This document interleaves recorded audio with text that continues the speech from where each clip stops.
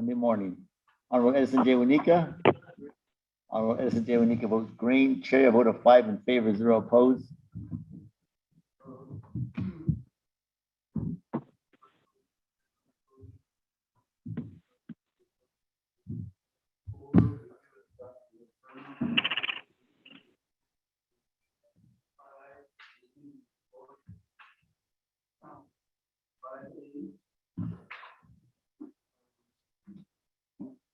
Ms. Patricia Gomes, are you on the call?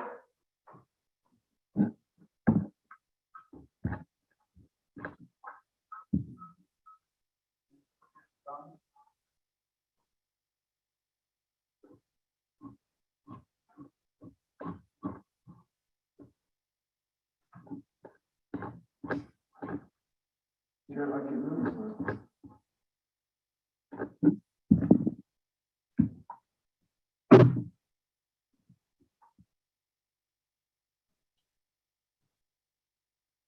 I don't think on the call.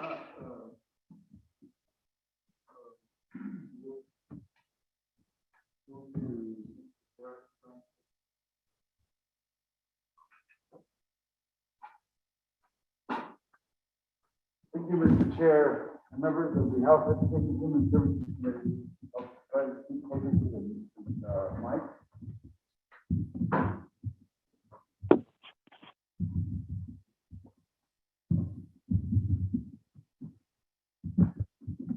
Okay, so according to the agenda, I am to review the policy, which is the Navajo Nation Guidelines for School Intervention.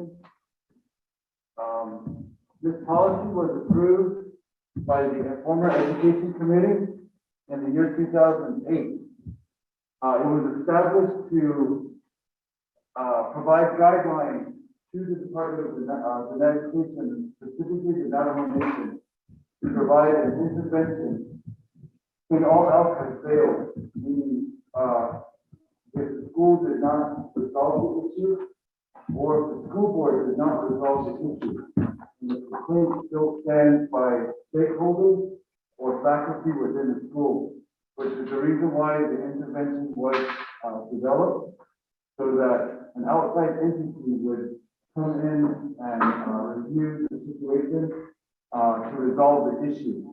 Now, the intervention is specifically designed to review the concerns of stakeholders or faculty within the given school community. In this case, it would be Township Preparatory School. So basically, when 10 signatures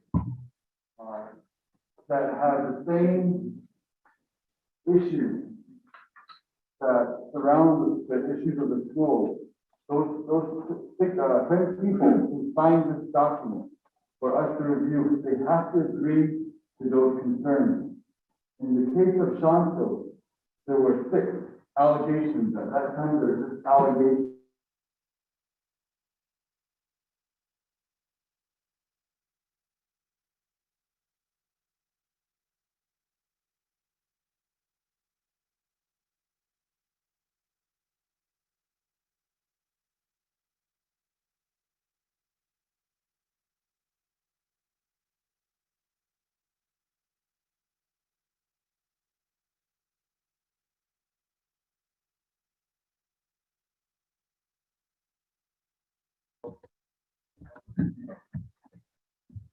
So according to the intervention, we have to determine whether this intervention is immediate or not immediate. The definitions for immediate intervention on an immediate basis, if it severely hinders the education and the operation of the school, is when DOTI will intervene. Non-immediate basis is basically the opposite. So in this case, according to the information that was submitted to DOTI, it was determined that the intervention would be not on an immediate basis because it is severely hinder the students, meaning the health, well-being here at the school. So that's how that was decided. Once that, determination is made, there are guidelines that basically give the Department of Education, certain parameters to follow, step-by-step procedures. So, they have a set of immediate instruction, then they have a set of instructions for non-immediate basis. So we specifically have to follow those guidelines. So therefore, for non-immediate basis, we again review, we receive the written complaint. My office receives it. We provide a overview of the complaint or the concern. We give that to the superintendent. Then he or she decides if it's immediate or non-immediate basis. Once that is determined, the superintendent will then decide whether to send an individual or a team to investigate the issue. In this case, Ms. Ronnie selected a team to review the document and then begin the intervention process. Once the intervention process has been executed, the letter is sent to the superintendent or the school principal to let them know that we received 10 signatures with allegations. And that Cody will begin the intervention process. So, a meeting, a date is scheduled to meet with the leadership of the school. In this case, it was the school board, because the individual that these accusations were against was on the superintendent. So therefore, we met with the school board to discuss the concerns. During this time, specifically for, well, I don't want to jump the gun, but I just want to let me go over the whole process. So once we meet with the school board, discuss the concerns, we hear this side of the story. We also hear to listen to the people who wrote the concerns, to hear their side of the story. Then we ask, again, to work with the school to ask for specific documents to support, basically to prove the allegations true or false. So we ask the school for this, for any type of information that they can provide us to nullify those allegations, or if the allegations are supported by lack of documents.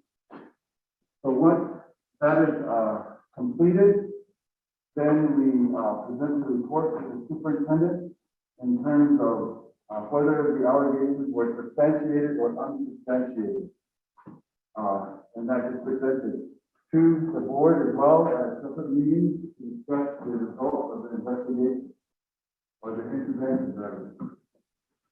Once this is discussed with the school board or the administrator, then we develop a corrective action plan or a plan. It's a plan of action, but in this case, we develop a corrective action so that we identify what the allegations are, how we're going to resolve those allegations, and their timeline to rectify the situation.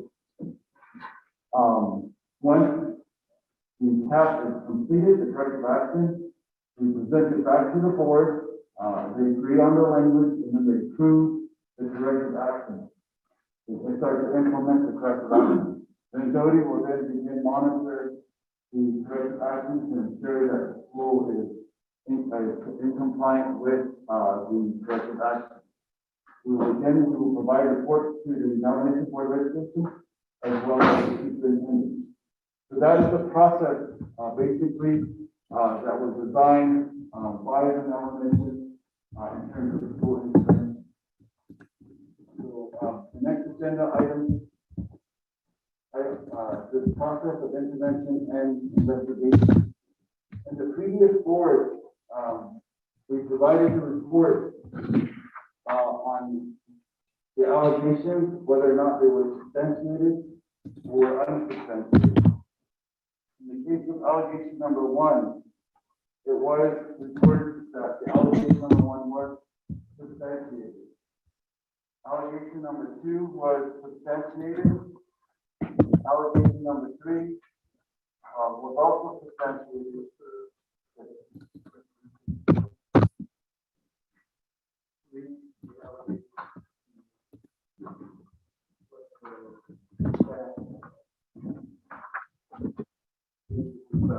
Okay. First allegation, allegation one, failure to abide by housing policy on Thursday, October 15th, 2020. The Navajo Department of Public Safety was called to the Central Preparatory School housing compound residents regarding complaints of alcohol and drugs found present at the residence. Violence presumption toward family members, young children present at the home while the incident occurred, and then police report filed. So that was the allegation. What we looked at, what was presented, evidence. The those teams refused to follow. The school's incident report that was dated October 16, 2020. So there was a document that was submitted in reference to an incident report that took place on that date.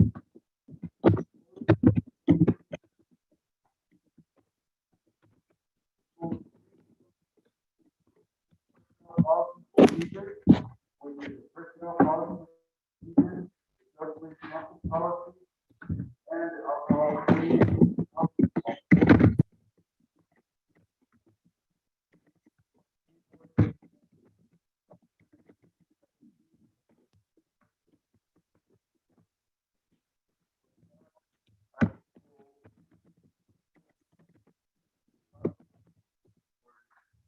North School Administrators. These actions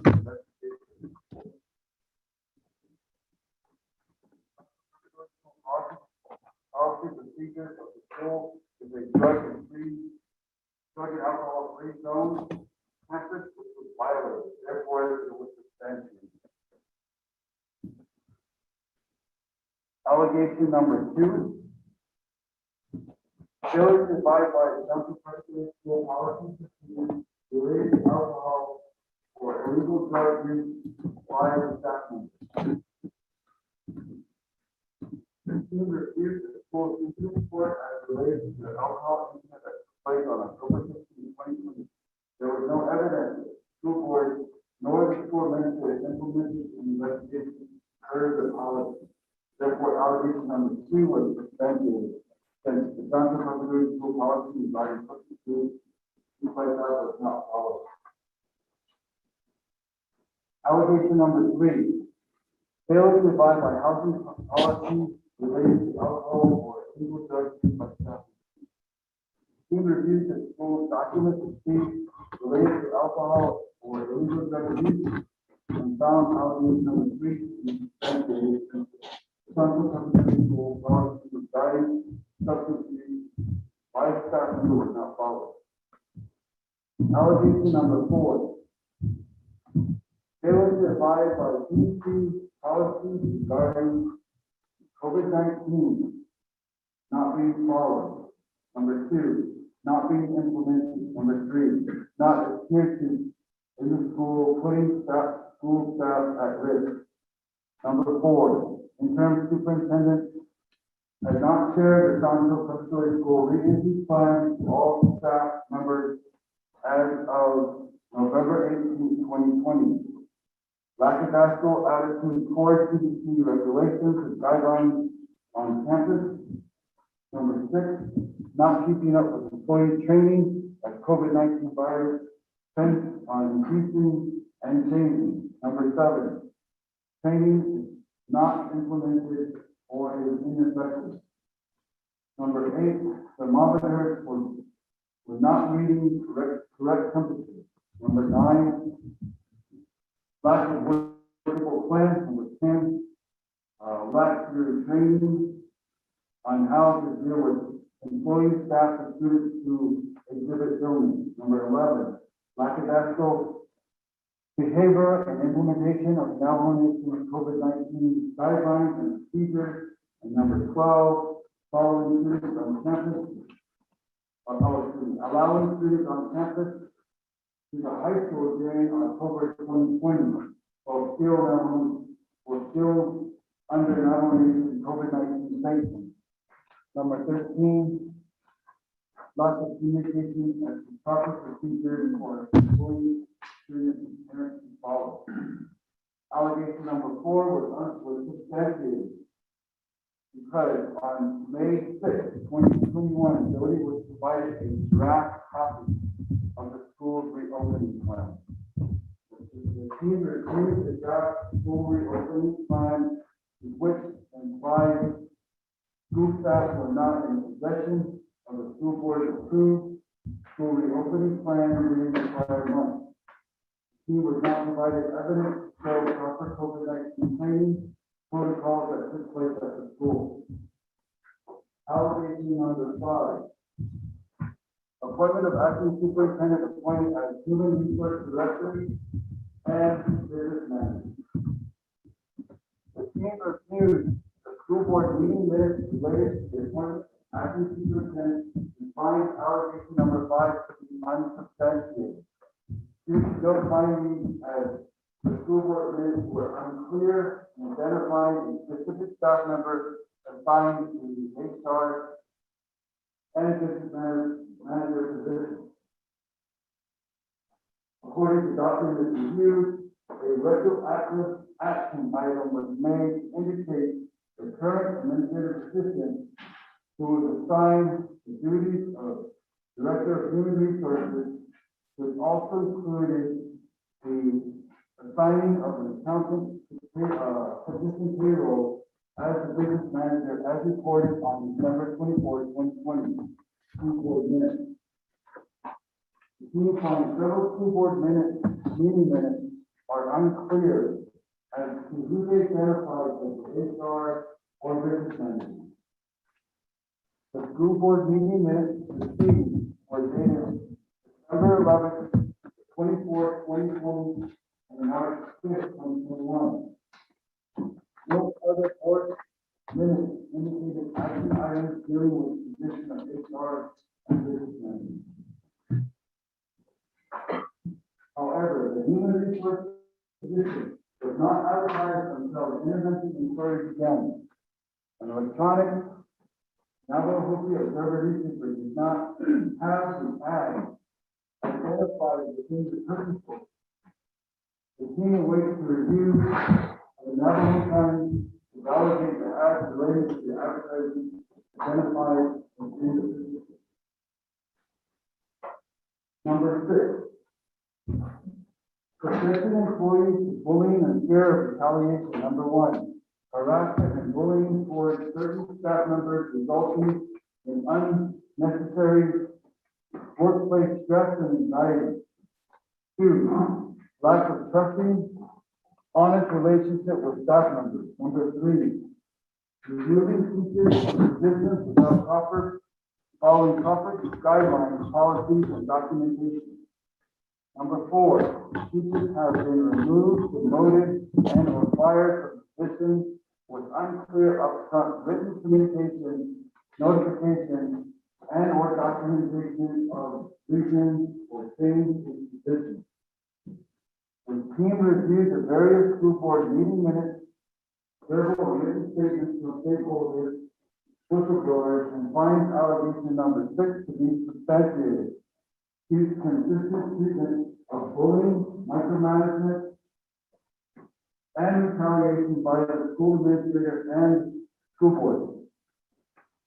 The team acknowledged evidence of improper behavior by school board during school board meetings and witnesses all provided comments on this type of behavior. The team expressed concern of the chair not taking control of a meeting when the school member is demeaned. The conclusion states that in conclusion, after reviewing all documents and hearing testimony from the whistleblowers, it is clear that the administrator and governing school board does not adhere to their own policies and procedures. The alleged alcohol incident that occurred on October 15th was not properly investigated as per school policy procedures. The school did not properly complete the school reopening plan, nor take appropriate time to communicate with staff, parents, and community members. Furthermore, steps were not followed during the hiring process due to staff turnover and/or non-renewed of employees. To further conclude, the team will work with the school, acting superintendent, and school board to develop a corrective action plan to address the substantiated items as described in the Navajo school intervention policy. Once Santo Preparatory School has approved the cap, Doty will monitor the school and school board to ensure compliance and report back to the Navajo superintendent and the Navajo board of education. So, Mr. Chair, I have went over the policy review, the investigation findings, respected to the complaint.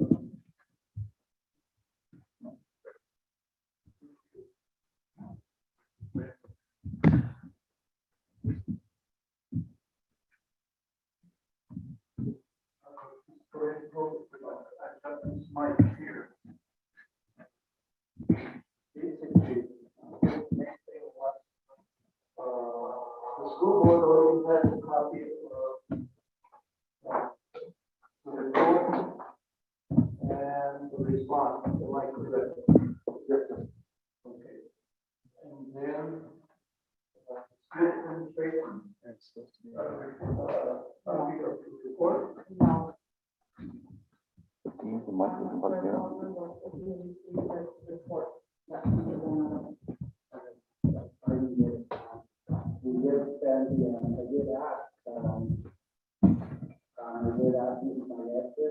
You look forward, I will do that.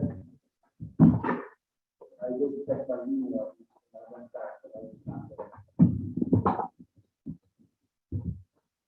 For the report, my understanding was the report was sent to you because we developed the test. We wouldn't have received the report if we didn't develop the test. So we did develop the test, two different phone calls, which the Santo Preparatory School approved at their last school call meeting. So you can't say you don't have a report if you develop the test. Do you have a copy of it? The report was published. Could we get copies?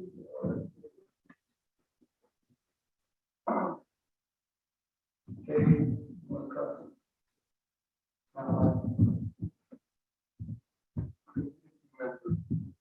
Governing board chapter, we could have copies for them also. Community members. You have copies of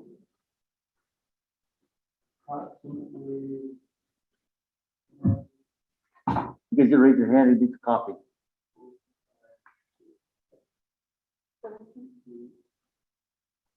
We got copies of the email. Well, we got copies of the email.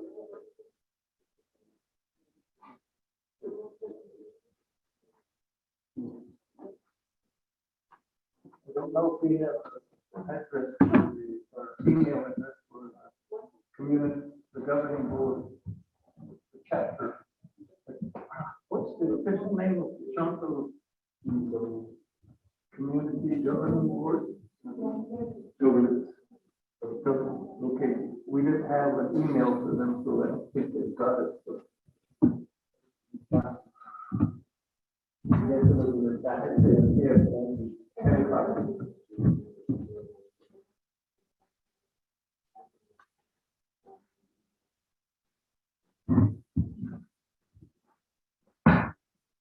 Franklin, just give staff a copy of the.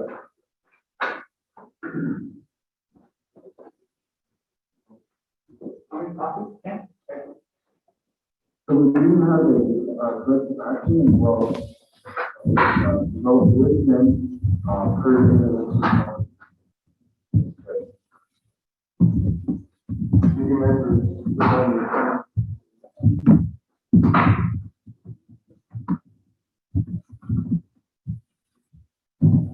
Not then.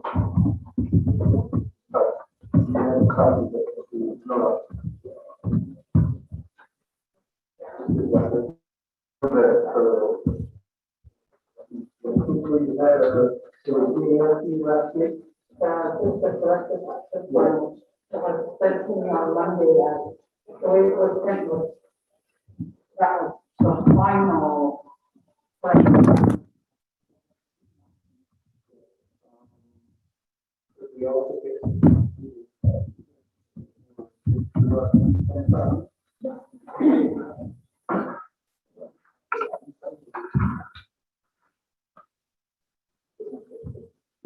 Okay, while we're doing that, Franklin, you have anything else?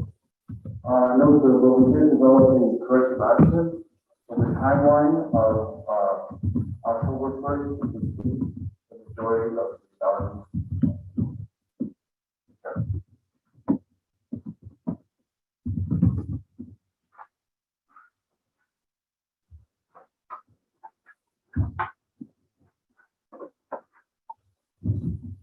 Committee members, there's open for a motion and a second. Questions for discussion.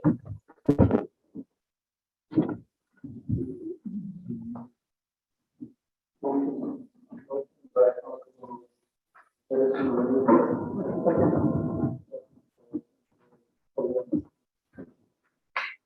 Okay, questions or discussion?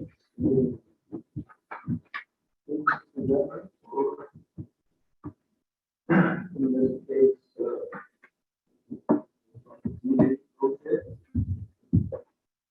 elected officials in the community, school board must do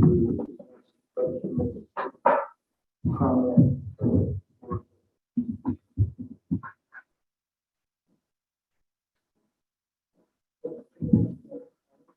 Yeah, that's what you have to- I think that the next agenda item, the opportunity for the school to respond, okay, I apologize.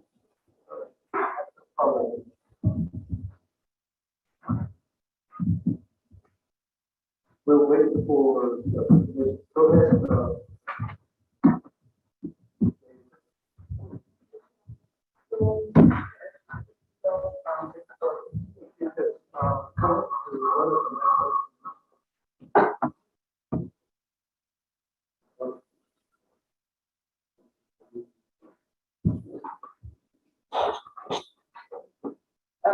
I guess my question is getting out there, yeah, maybe other questions down. Are they all not so sad, yeah, all technique, and that area, or are so they are they the not out, but this is what this is, but directly, either, but the blend of it. Not all of those don't for area are they in that of the area of Kata. For every area,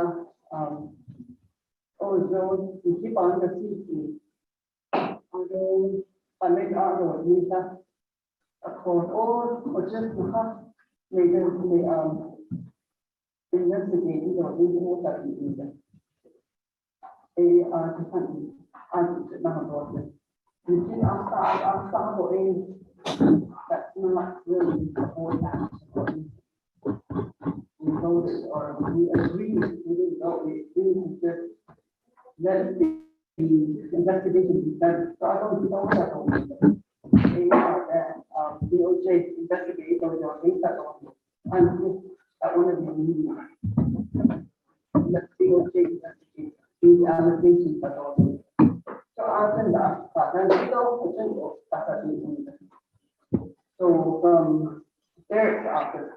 We never got a deadline to respond back to these questions. With the COVID happening, our school was closed all last year.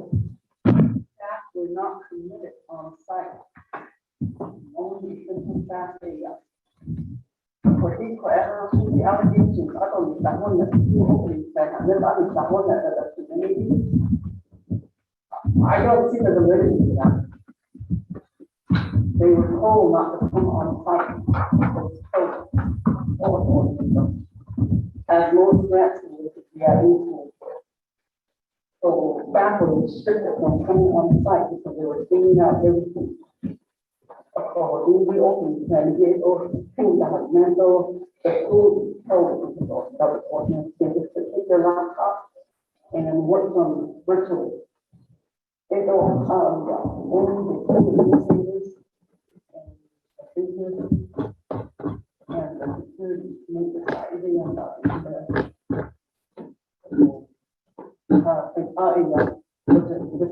substantially, every report that we gave, we sent to their office and to the BID office for the COVID, and we just adopted what the national mission asked for the COVID plan.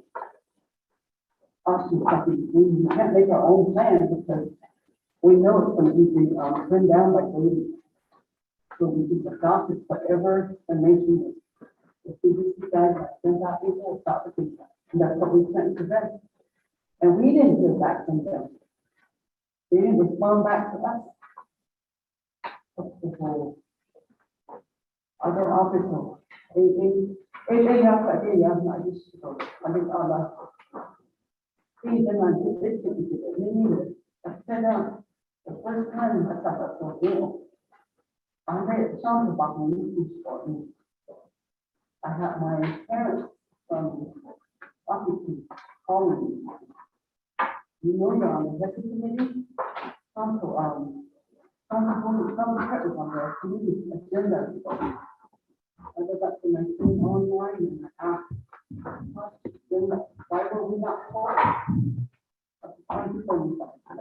That we're on your agenda. And then you put somebody on the agenda, you let them know, you tell them, we're going to be on our agenda, actually, and you come on. So, say those also that.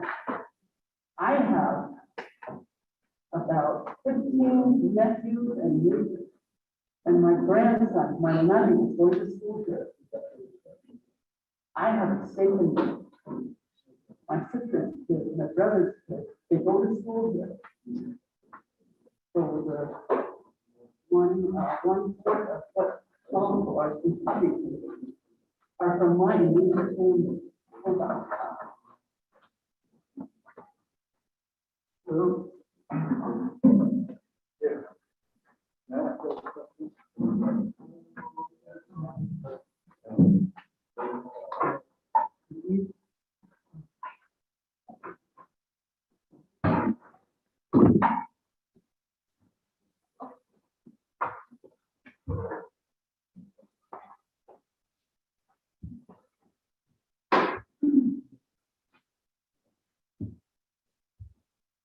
Thank you, Chair, members of the committee.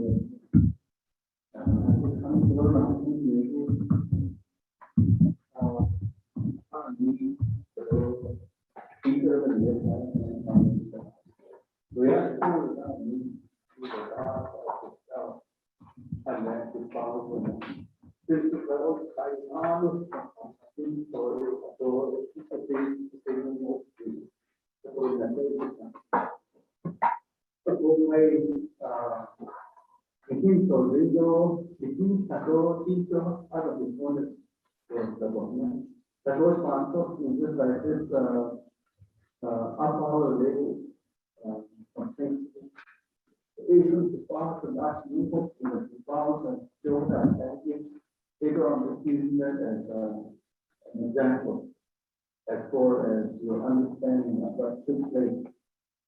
Those without government and medical aid are for the actual visit, policy that is like us new 그다음 일본인들이 이익을 받는데 올 때는 이익을 한 이익을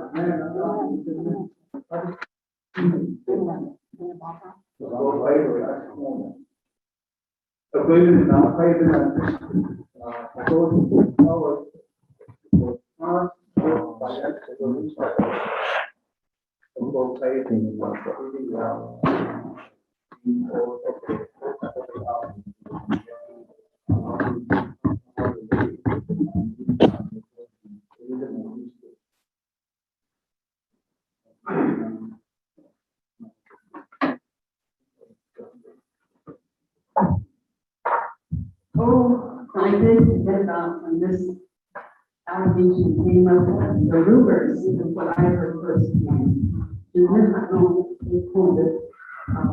I shot for the door, she asked, and I was in the你都是大部分还想到这里。Today, of course, the incident happened at Chalco.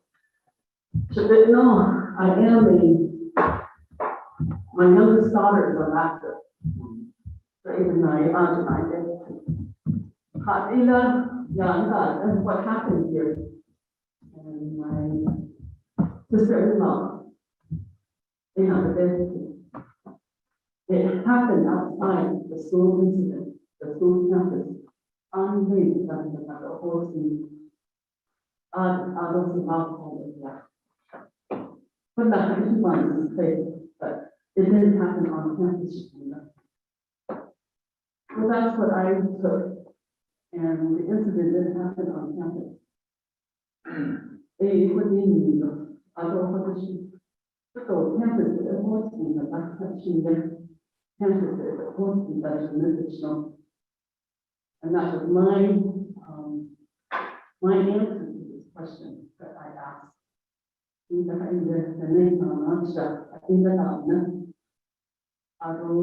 asked it. So that was the answer that I was given.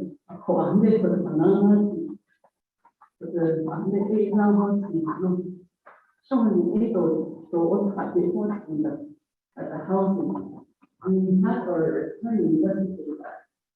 They not best so in her report, they went around and asked for decision. Although the superintendent though, and is not odd. She has a grandchild with the laughers. The one that next is so the door with our table. It should always be young. The laughers. Somebody dragged my name in blood on X.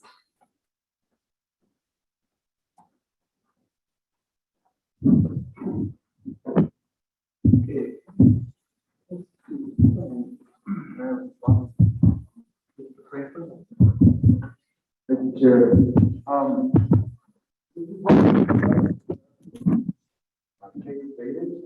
But the point was that what's the result, what is the investigation? The incident that happened, my understanding with the interview of these stakeholders was they're saying that it happened on campus. That's what we were going by. But if it took place outside and it came from campus, an investigation should have happened. But there was no investigation, any type of rumor. If somebody brought to the attention, there was an alleged alcohol situation on campus. That should have been step one. We need to investigate on this date. But there was nothing, not even an attempt to investigate. We asked school, or the anything, they didn't have any. Some of them important, at school, principal, or whoever in charge, to say there was situations that happened. There's two acts on an investigation, something, but there was nothing. So our interview with the principal and the interview with the stakeholders, and then the incident report was what we based it on. Nothing had happened. So that's kind of where we asked for that kind of documentation.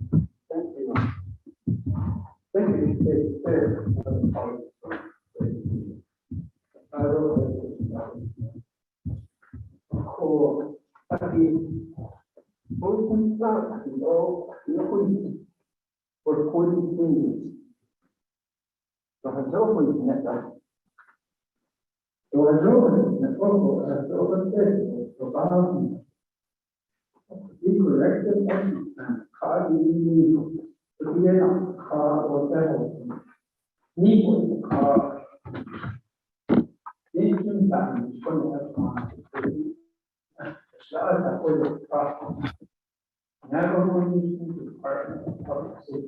It's about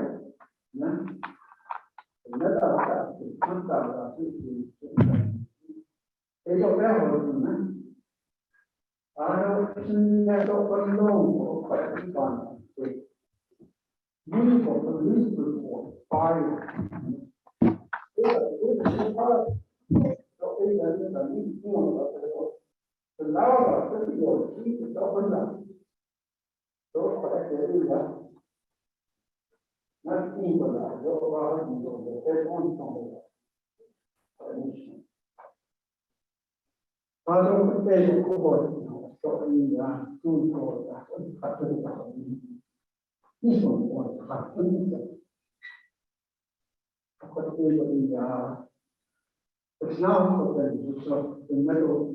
It's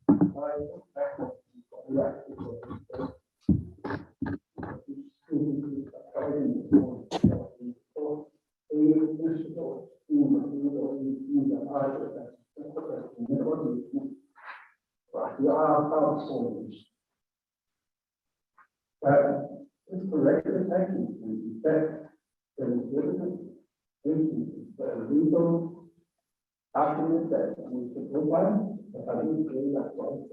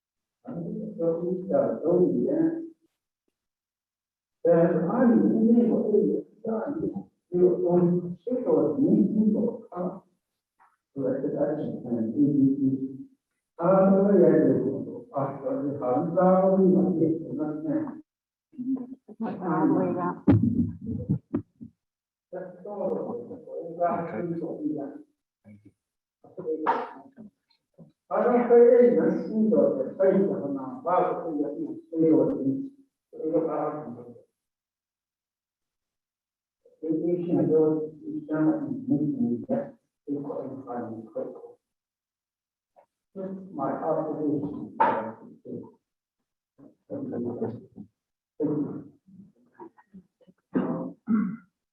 Okay, I'm not gonna go into the debate. Hey, basically, committee members.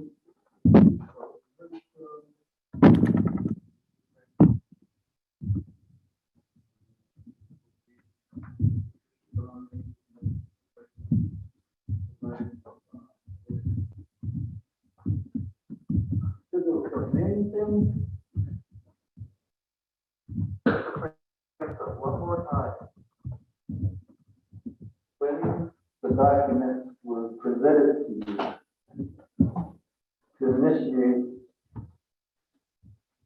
the initial look at whatever occurred at Chunkin, how many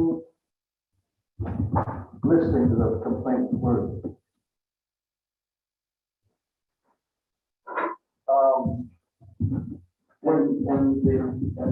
In the law, it says 10 complaints signed a document. Did that occur? Yes, sir. Okay, the original list of, I don't know what you call it, grievances that they listed, how many was that? I would have to ask my staff, Ms. Maestra, I signed that to her, as she's assigned to Santo. But we had to pick out the ones that, if they're related to personnel issues, we took those out. So there was a total of 6 at the end, after we reviewed the document that was in there. As I recall, there was a listing between 15 and 43 grievances. And a lot of it rested with personnel. And out of that came the 6 that we took a big focus on. And you're telling us 5 was substantial. Okay, and that's what,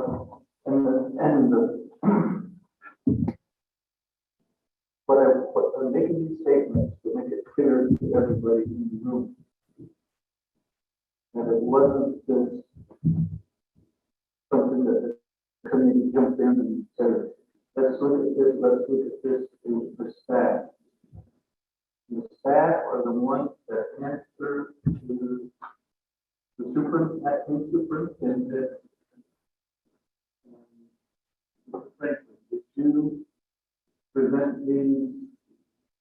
this report to the Navajo Board? That's right. And what was their So, the reaction was, we wanted to know what the follow-up answers were, and according to school intervention, we were to develop a track with the school board. That wasn't included. And that's the document that you presented here. Yes, sir. Okay. Okay, clear that this is what we're dealing with now. And we're not going to be debating the matter. We're here to make sure that the board knows the situation and the chapter government. And hopefully the rest of the community. And it's just not something that's going to happen with the board meeting. It's not just something that's going to happen with the head. It's going to be public information. And that's what the matter. Okay, and then Mr. Francis did, the Navajo Nation Board of Education accept the, what do you call it? Corrective action plan. Not yet, sir, because that was just recently approved by the Santo board. So once it's approved, then we present it to the Navajo Board of Education. What date was this approved? They approved it, I believe, on September 4th.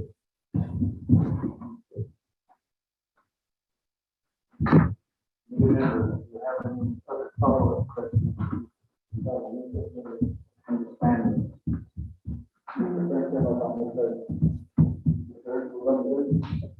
Carol, approved on the fifth. So the board then should take action, yes. Any members? Any questions? What about the road? The question I had was to find out was that the board reacted to it. And if they did, what kind of, was there any disciplinary action done, taken? Against the individuals, not, was there why? And then also, the aggressive action plan, how was that implemented to the staff of the individual that directed to? Did they, have a meeting and sit down, anything like that, or have they there at all? So, I want to answer your question, that will rely on the board for them to implement. So according to the actions to be taken, it's going to be a series of trainings, to, assist with the different allegations so that, for example, all staff will know the protocol on, the chain of command. If they encounter a situation, any sort, to go to their immediate supervisor to report to the concern. What has happened is that there, according to the complaint, that there's a trust complaint to the school. When they report something, instead of going first, that's part of the exercise. Regaining trust between the governing board, administration, and the school staff. So in terms of disciplinary action, the school intervention does not mention anything about disciplinary actions that schools are we can develop a plan of action on how the situation will not occur again. And this will usually result in different types of training we offer. Robert rules of order for the school board so that they can manage meetings a lot more appropriately without demeaning employees.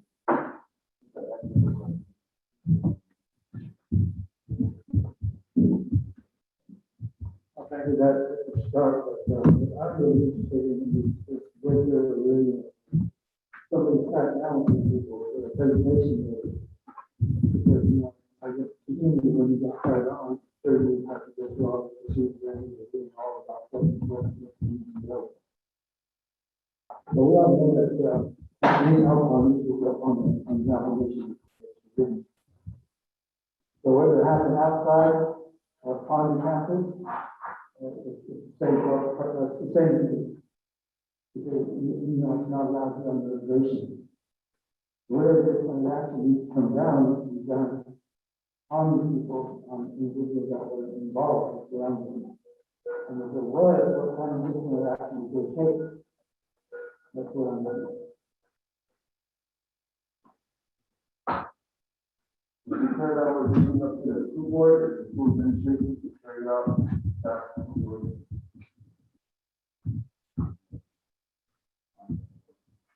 Okay. Thank you.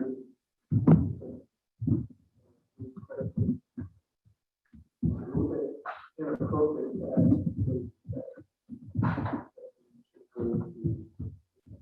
council board administrative commitment as far as Mr. Franklin has presented. This is to document and to report. We have a motion and a second. How do you wish to proceed? Go ahead and vote.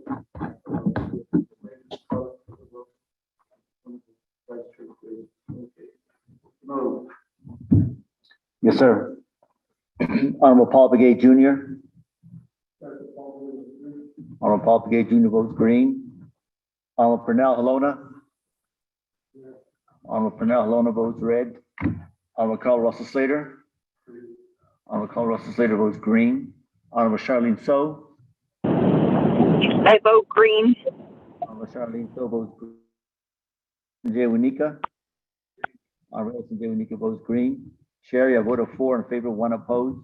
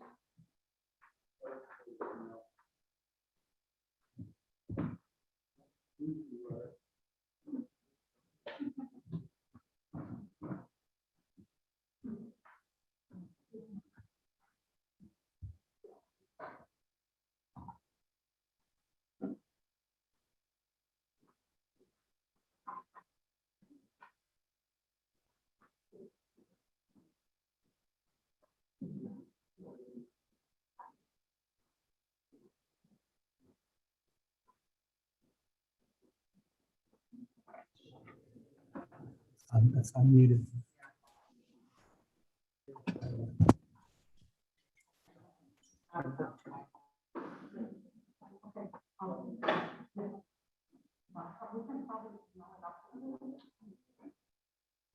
Hello? Hey, good morning, everyone, again, I'm the Institute Officer. I've been here, I worked here for over 10 years. I first came here as the, was first hired here as the, ESS director, that's the supply education. 5 years I worked under 2 other superintendents for my office. As an ESS director, I was always asked by my 2 supervisors when they were here at the school to help out the school as far as covering. When we had a principal leave, and the interim principal for K-8. We hired one on. I also was up here at the high school as an interim high school principal until one was hired off. So within my years of here, I've always worked closely with the superintendent because of my credentials and the education that I had. Through this, our superintendent, our prior superintendent, I was always delegated next if they were to be gone. So just to give you some history of positions that I held here at Santo. So I was interim K-8, interim high school. At one time, I was a K-12 principal for both schools. Then I was a K-8 principal, and then when our most recent superintendent was here, I was the K-12, K-8 principal. And this whole thing kind of goes way back to when our most former superintendent was here. He left in the middle at the beginning of our pandemic. April 6th to be exact is when he turned in his resignation. We did have a special board meeting that day to accept his resignation. He left just after our schools got shut down. Within that time, when he left, there was a lot of things that surfaced within that time. Our high school charter was at risk. We were at risk of losing our high school charter. It wasn't until 2 months later that document surfaced that we were in non-compliance with the charter school. So with that, the previous superintendent never addressed those concerns from the charter side for the high school. We had all our other stuff with the K-8 with the ground school stuff that needed to be corrected. I had to complete the corrective action plan with Maryland Holiday the second day that I was interim superintendent. That's kind of just. So I think a lot of assistance from the BID side. At that time, I remember our reauthorization packet for that year was due. Still, we had documents that were missing with that. So I worked with Mr. Derek Franklin. I worked very closely with Evelyn Bucky at that time.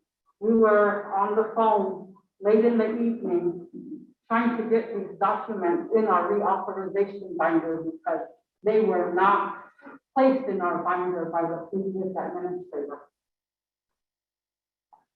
We then were, as the little time there went on, it was discovered that our person that was assigned as our acting business manager wasn't really our acting business manager.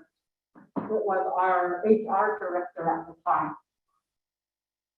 During that little time, a lot of stuff surfaced out of the business office. The HR director at that time was having the business office personnel print checks for our former administrator who was no longer employed for us, was still getting payroll, was still getting vacation leave paid out. And this is all documented, it's all at the business office if you would like to see that. So at that time, I let the HR director at that time know you have all your release of any duties that you were assigned verbally. And I say verbally because there was nothing in documentation that showed he was to be overseeing the business office. The only documentation that I found was for this other individual that was assigned by the previous superintendent to be the acting business manager beginning February 12th. Even that document had never gone to the board to show that this person was in that acting capacity. So with that, when I relieved our HR director of any duties, anything associated to the business office, that's when things started to occur. Allegations were being made about me taking money. CARES Act was not spent right, which wasn't true. But again, that's all public information. You can ask for it at the business office. But when I came on, a lot of the things that were not presented to the board, I went back and I retroacted those things. And here in this report, which I believe I'm not sure they're making copies for me, but here has all the documents in there. At that time, just after that occurred, I put our acting human resources director on administrative leave because of the documents that were surfacing as far as his signature on a lot of these documents where it should have been the business office personnel taking care of. There was only 2 signatures that were being obtained for payment, to where on the document, if you look at our document, it's only outlined, like I say, a checks and balances. Certain people should be signing off on when a check should be printed. That was not occurring. There was only 2 people that were signing off, and again, the documentation is there. So as time went on, allegations of discrimination, bullying, harassment was being made by this one individual, one of the administrators. And after we put the HR director on the administrative leave, that's when came the surfacing of the I believe the title was petition of no confidence was what was put out there. And the petition of no confidence was against me. And I didn't know that was occurring this whole time until later on when it was finally presented to me. And so I know that was one of the allegations that's on the finding, one of the findings. The thing that puzzled me the most was during that year that the petition was put out there, no one was in the building because we were shut down. The only people that were in the building were my administrative staff, the central workers. We were all in the building at that time. However, we did have staggered schedules to ensure the safety of everyone because still our day-to-day operations of our school have to continue. So that kind of puzzled me there for a while. So time went on, we did have our school attorney do an investigation on our HR director. So all that was given to her because the administrator was already accusing me of discrimination. So I felt my part to do the investigation wasn't good for me to do it. So I handed it over to the school attorney to take care of. So within that time, I know they said it was unsubstantial now at this point. But while our HR director was on leave, I couldn't assign anybody in that particular position because he still held that position. He was just on administrative leave. However, I did assign his admin assist to oversee the workload and the duties of the HR director. However, in that area, when I had asked for his personnel records from the request of our school attorney, it was discovered that the HR director removed items from his personnel folder. I had then asked, where are the documents that I'm looking for? Because they should be in his personnel folder file. So I handed back the file and I said, well, you please place back what I need. Administrative assistant took the file back. So to me, she did take something out and she's taking the file back, went back to the office and came back. Presented me back with the file. Because if she didn't take anything out of there, then there would have been no need to take the file back. Got the file, handed that all over to the school attorney. Then, again, things started to rise again, more allegations, things being accused of things. Personally, and I say personally because it was only for me. On October 15th or 12th, the incident that occurred, the arrest and everything was made off campus. Yeah, it was my son, my adult son.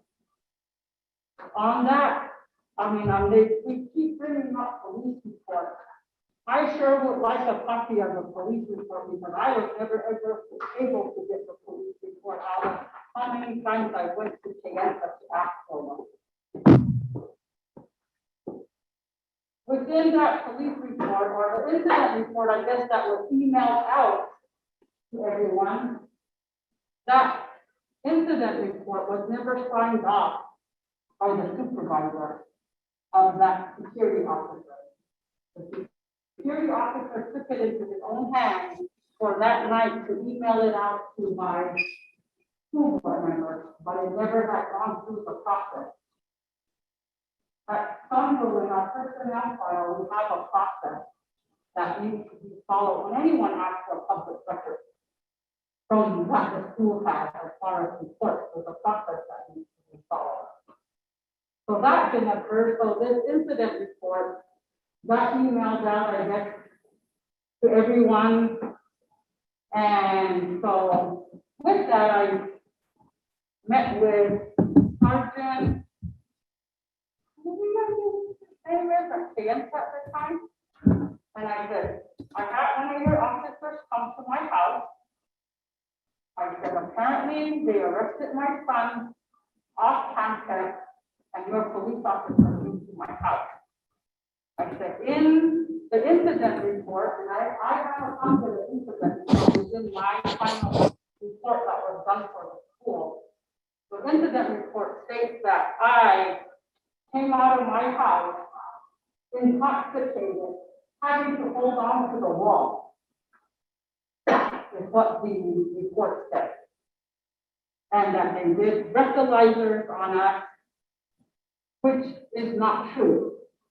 There are witnesses on that incident that find saying that they were witnesses, but at the time, the police that were at my house, those two individuals were not there.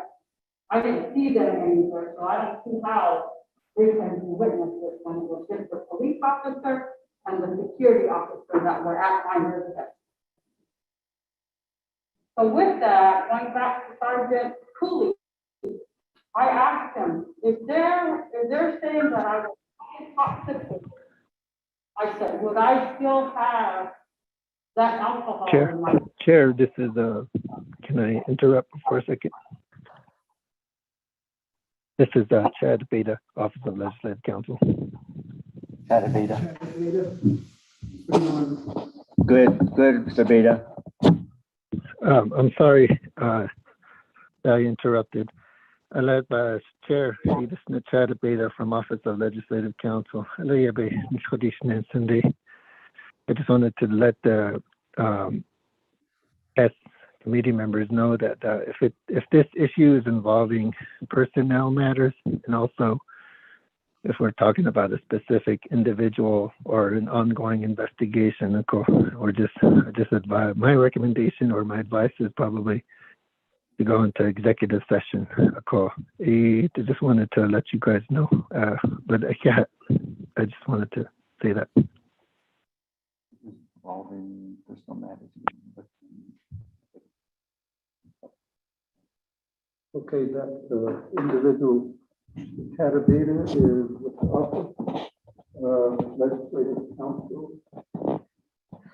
And attorney by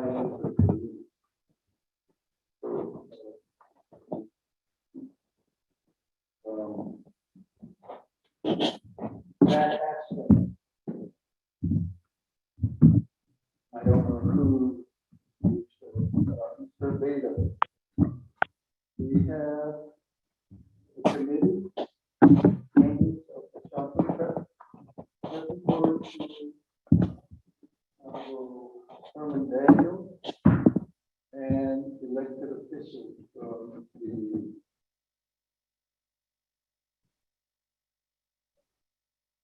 Council, the Governance Council, all elected officials. Committee members, who would be go into executive session, the committee members to make the decision. Items certain people here.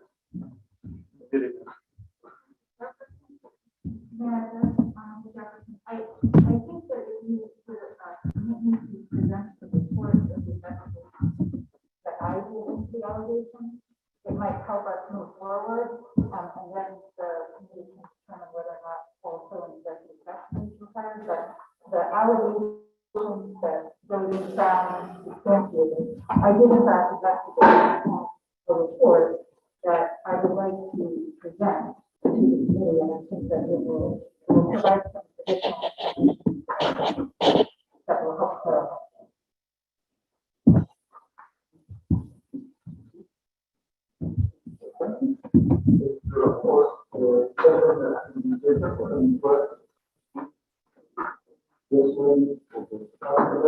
It is a report where I review each of the allegations that goes down. It is my review of all of these, my decision. And if those were, permitted to do their report, I think that in the interest of fairness to allow the school to present, a report of how Travis, the main question then would be, are you a member of the nomination board? of the bar association. I'm not, but I'm not here acting in that capacity of, I'm here as sort of a fact finder. I was hired to do this investigation, and I was asked here to present essentially the results of that investigation.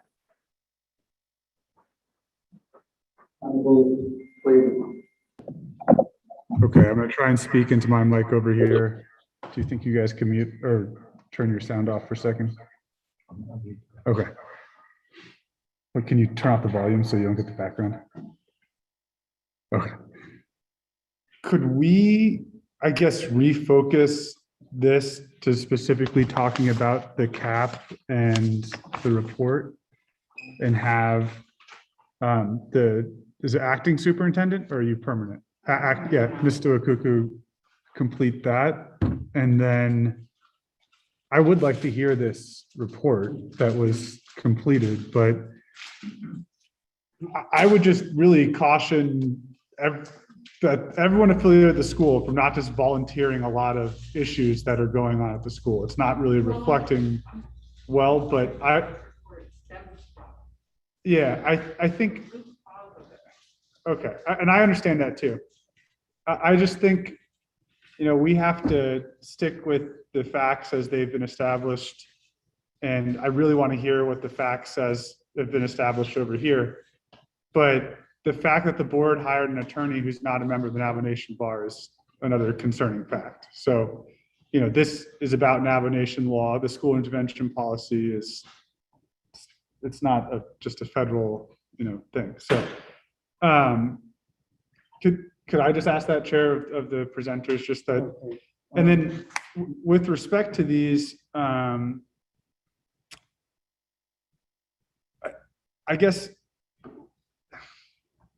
I understand trying to place context like, oh, well, these allegations are being made and they're spurious for these reasons, but that's not what we're here to talk about, is whatever proceeded. And that's fine and good, but if we need to initiate a separate look into or investigation, we should have that conversation with Dodie. This is to talk specifically about these 6 allegations. And, I just think we don't need to have all this pretext or context that.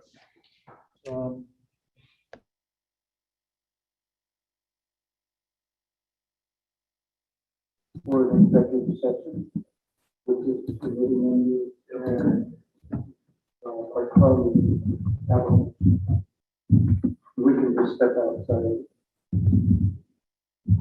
for 10 minutes. Just among the committee members? Yes. Okay.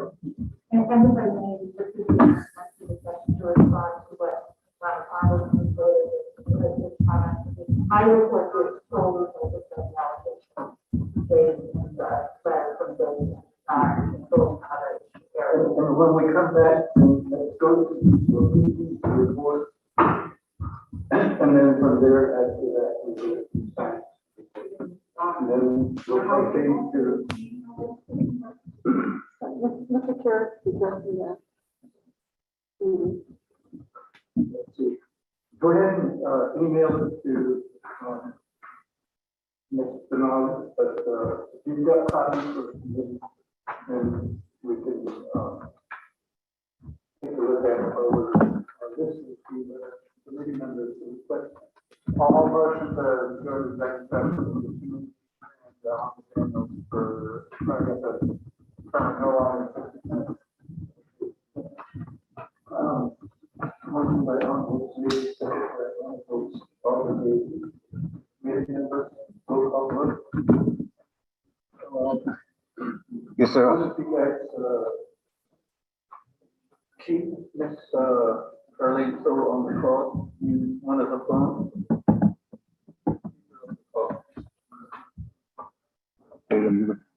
Honorable Paul Begay Jr. votes green. Honorable Paul Begay Jr. votes green. Honorable Pernell Halona. Honorable Pernell Halona votes green. Honorable Carl Russell Slater. Elliot Slater, green. Honorable Carl Russell Slater votes green. Honorable Charlene So. Honorable Charlene So. Honorable Edison J. Winika.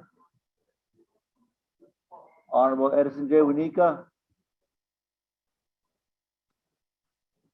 Honorable Edison J. Winika. Green. To executive session. Honorable Edison J. Winika votes green.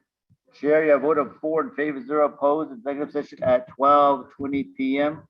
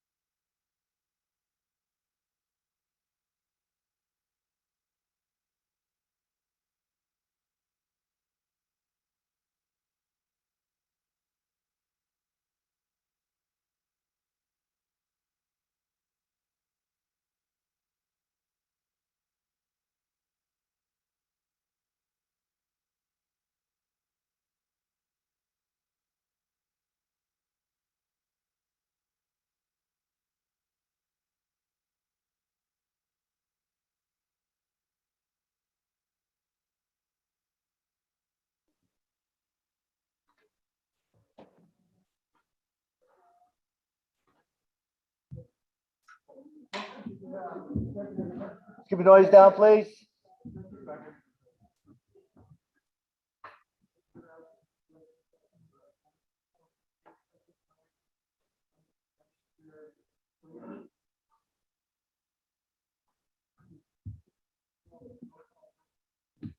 Yes, sir. Honorable Paul Begay Jr. Honorable Paul Begay Jr. votes green. Honorable Pernell Halona. Honorable Pernell Halona votes green. Honorable Carl Russell Slater. Honorable Carl Russell Slater votes green. Honorable Charlene So. Honorable, Honorable Edison J. Wanika. Honorable Edison J. Wanika votes green. Chair, your vote of 4 in favor, 0 opposed. Out of executive session at 12:47 p.m.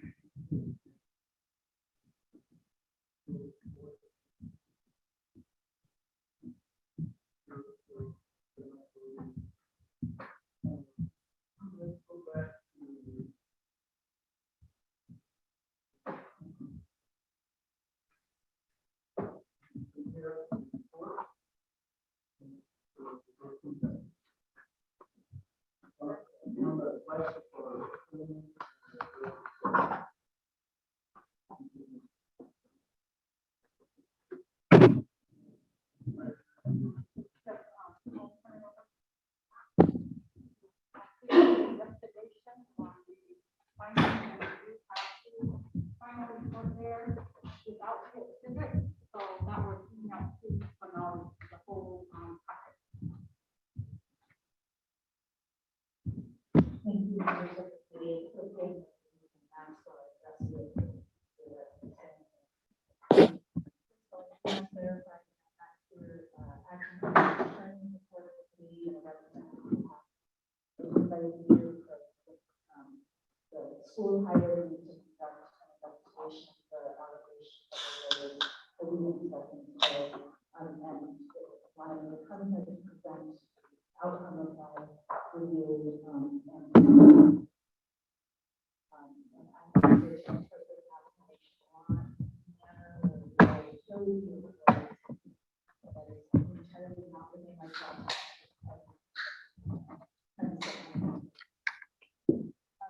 So what is that in front of you? We have two documents. One is a memorandum that is dated May 4th, 2021. One is a memorandum that is dated April 7th, 2021. May 4th is the report of all these things. So all together, it's 125 pages long. But you only have the report without the exhibit. The April 7th memorandum is exhibit to this report.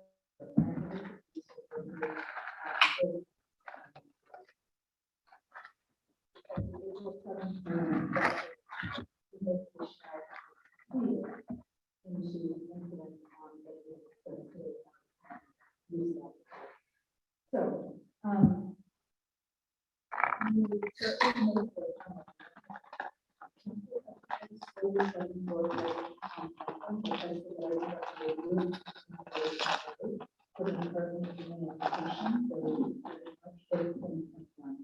the concerns expressed are allegations that the administrative leadership at SPS has engaged in various conduct under administrative mismanagement.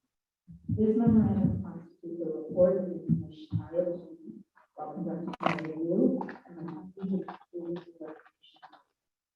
As explained below, I have been unable to substantiate any of the allegations raised in March 5th letter. The March 5th letter is set forth in Exhibit 1 to this report. In addition to each allegation contained within the letter, is set forth in the powers below, followed by a summary of the information. And so then you'll see a section called allegations, and I set forth the first 3 allegations that are all related to the incident that occurred on October 15th. I'm not going to read them aloud, but these are all the ones that are related to the allegations about alcohol, substance abuse, and this. So turning to the next page, I'm not going to read this paragraph because I explained that I had previously investigated this and done a report that's dated April 7th, which is exhibit 2. So I'm going to turn to that now in order to address those allegations. And again, introductory paragraph is explains that the board president asked me to investigate concerns that at the time Superintendent Melanie Duakutu had violated the zero tolerance policy with respect to possession and or use of alcohol or illegal drugs. I have to get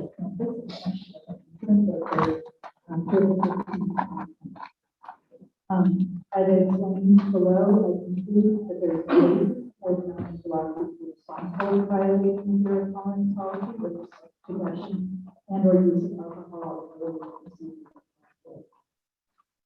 Many investigation procedure.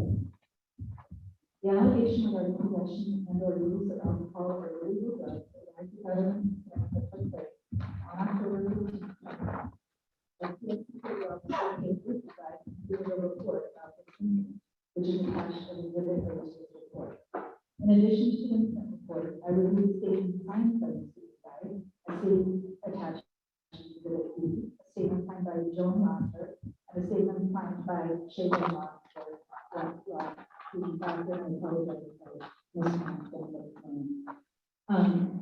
these statements were all signed on October 15, 2020. I also revealed an email statement that Duakutu sent on October 23rd to the governing board members, which is also attached to the and attached to Mrs. Duakutu's email were drug test results that she and her husband, Kirkland Duakutu, obtained the day after the incident.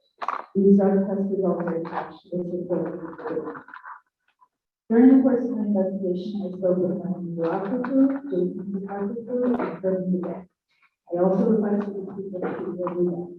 Mr. Duakutu copied me on an email directing Mr. Duakutu to call me during days and times that I would indicate over the road. Mr. Duakutu did not call me, but he did send me an email indicating that he had already written his reports. Mr. Duakutu also raised questions regarding the impact of my investigation and indicated he would not speak to me if he did not have representation. I sent Mr. Duakutu a response about information to provide beyond what he has put in his report and statements in his evaluation. I also called Chandra chapter delegate from Indiana, and Chandra chapter president Golden Small. Mr. James and Mr. Smallton had each raised concerns with members of the governing board that Melanie Duakutu had violated the zero tolerance alcohol policy. I contacted them to see if they could provide me with further details regarding my concerns. I was unable to reach Mr. Smallton on the phone number provided. I was able to reach Mr. Daniels, but he was unable to tell me anything other than that the concern were about the incident that occurred in October. Mr. Daniels did not have anything. My factual findings are set forth below are based on my review of all the information described above. Because Melanie Duakutu, Kirkland Duakutu, and Jacob Duakutu all share the same last name, I will be speaking by the first name in order of and so I'm doing the same for the Joan Master and Shaven Master. And then I set forth the factual findings. On October 15, 2020, Melanie resolved Simon Abram in his room in the house that Duakutu lived. Abram's girlfriend, Joan Master, was present as well, along with her two children. According to Joan's written statement, Joan discovered that Abram was an alcoholic and that he had been keeping the alcohol as part of his room. And she confronted him about it. She stated she took 2 bottles of gin to the bathroom and poured out the plate. She stated that Abram tried to physically stop her and that she had scratches on both sides of her neck. She also stated that she went into the dining room and threw the 2 empty bottles in front of her mouth. Melanie reported to me that John never brought empty bottles to her. Melanie stated that she did not see or hear anything from her accident that would have caused her to become concerned that anyone was being hurt or that any kind of altercation had occurred between John. John called the sister Shaylin to come to her and her children. After John left, she and Shaylin found security officer Pedro Dugai and reported that they had assaulted her and had been drinking alcohol. Mr. Dugai called the police department, KPD, and KPD officer Derek Fives responded to the campus that police gave them under arrest for accident and being under the control. Officer Fives and Mr. Dugai then went to the Duakutu's house to interview Melanie and her husband, Kirkland. Mr. Dugai reported that when Kirkland came out of the house, Officer Fives gave him a breathalyzer test. Mr. Dugard's report did not include the result of the test.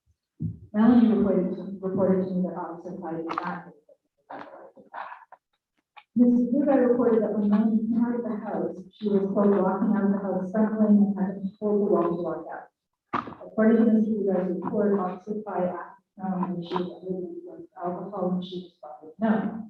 There is nothing in the report to indicate that the officer gave Melanie the breathalyzer test or performed any field sobriety test with either Melanie or her. There is no documentation other than Mrs. Dugard's statement to suggest that Melanie or her report to the alcohol. Specifically, there is no indication that Officer Clyde reviewed or concluded that either of them was under the influence of alcohol. Melanie reported to me that she did not stumble after she was walking out of the house. She further informed me that Pedro Dugard was not present at the house, and the officer Clyde was there, and Pedro Dugard was came out the driveway to join him after Melanie had already come. Melanie and Kirkland then consented to Officer Clyde and Mr. Dugard performing a search of their house. Officer Clyde and Mr. Dugard were directed to the room where it was the safe. In that room, Officer Clyde found alcohol bottles and drip.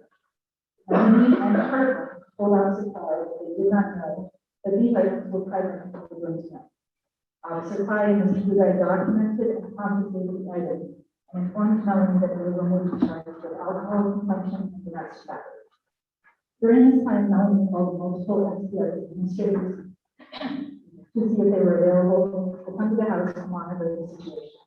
Melanie was not successful in contacting them.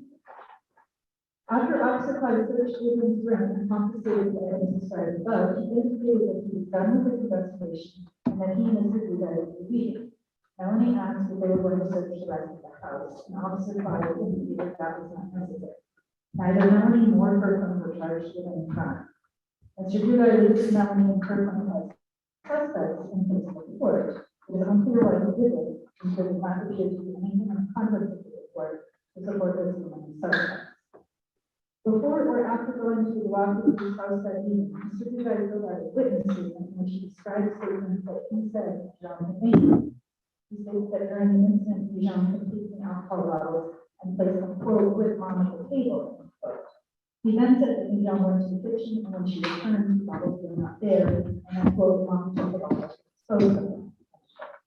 It is not clear where Mr. Dugard wrote the witness statement when he did not actually witness any portion of the incident he described. Further, this is inconsistent with the statement signed by Joan, in which she said nothing about Melanie disposing of bottles. Further, it appears that Melanie did not in fact dispose of the bottles since they were found in Abram's room during the search conducted by Officer Clyde and Mr. Dugard. The following day, alcohol and drug test. The test results show that Melanie and Kirkland were negative for alcohol, as well as all major controlled narcotics. In her written email to the governing board, Melanie stated the following: I fully understand the items that were taken from my residence is part of my responsibility, and I should have been aware of the evidence in my home. However, I did not go digging for my family's personal items as I would like to continue. To this day, I will take care of the situation with my adult son, who is no longer allowed at my house. Melanie has requested from Plan to be a copy of the police report related to October 15th multiple times. Initially, she was told that Officer Clyde's supervisor had to review and approve the report. When Melanie made additional inquiries, she was told that there is no report available on file. I contacted Plan to be as well to see if I could obtain a copy of the incident report. I was told they could not release the report. I was also told that Officer Clyde no longer works for me. Conclusions. From the information I reviewed, I conclude that although alcohol and drug paraphernalia were discovered in the room, Melanie walked into his house on campus. Neither she nor her husband were aware of the items prior to the incident on October 15th. I also conclude that there is no credible evidence from which to conclude that either Melanie Joachim or Kirkland Joachim were under the influence of alcohol or drugs on October 15th. My conclusions are based on the following facts. Mr. Dugard's report does not document the result of the breathalyzer test that was allegedly administered to Kirkland. It does not document any evidence of impairment by either Melanie or Kirkland other than Mr. Dugard's uncorroborated observation of Melanie repeatedly stumbling when she came out of the house and she had to hold on to the wall. If your secretary believes that could have asked Officer Klein to administer breathalyzer or perform his writing test, but he did not. If Officer Klein believes that individual is evidence of intent, he could have administered a breathalyzer or performed his writing test, but he did not. Officer Klein chose not to search any area of the law to be house other than anyone's home. Later, Officer Klein warnings to the residents that he known for a person possessing or using alcohol or other contraband items, and they could have searched the rest of the house, but they did not. Officer Clyde did not charge Melanie or Kirkland with anything. Melanie and Kirkland consented to search their house, and Melanie prompted Officer Clyde as to whether he wanted to search the remainder of the house before she left. This conduct supports the conclusion Melanie and Kirkland had nothing to hide. Melanie attempted to contact multiple administrators to come monitor the situation, while Officer Clyde was to be right in the house. Again, this conduct supports the conclusion Melanie and Kirkland had nothing to hide. Melanie and Kirkland voluntarily purchases tested for alcohol and drug use the following day at their own personal expense. Again, this conduct supports the conclusion that neither Melanie nor Kirkland had anything to hide. Furthermore, it was although the difference between their interests on October 15th are important, there does not appear to be any support for Melanie responsible for conduct by the events that Melanie did not know about. On Wednesday, the was planning to accept the arrest matter and prohibited her son from doing this. Officer Clyde's response specifically the fact that she did not ask Melanie and that he did not charge her.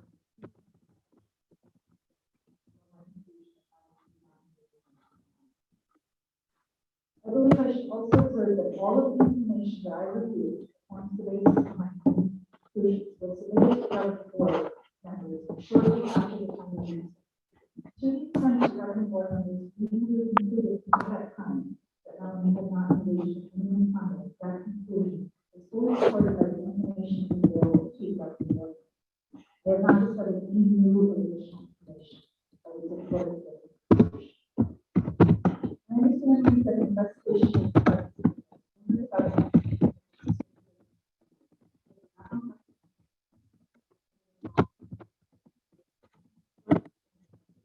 otherwise,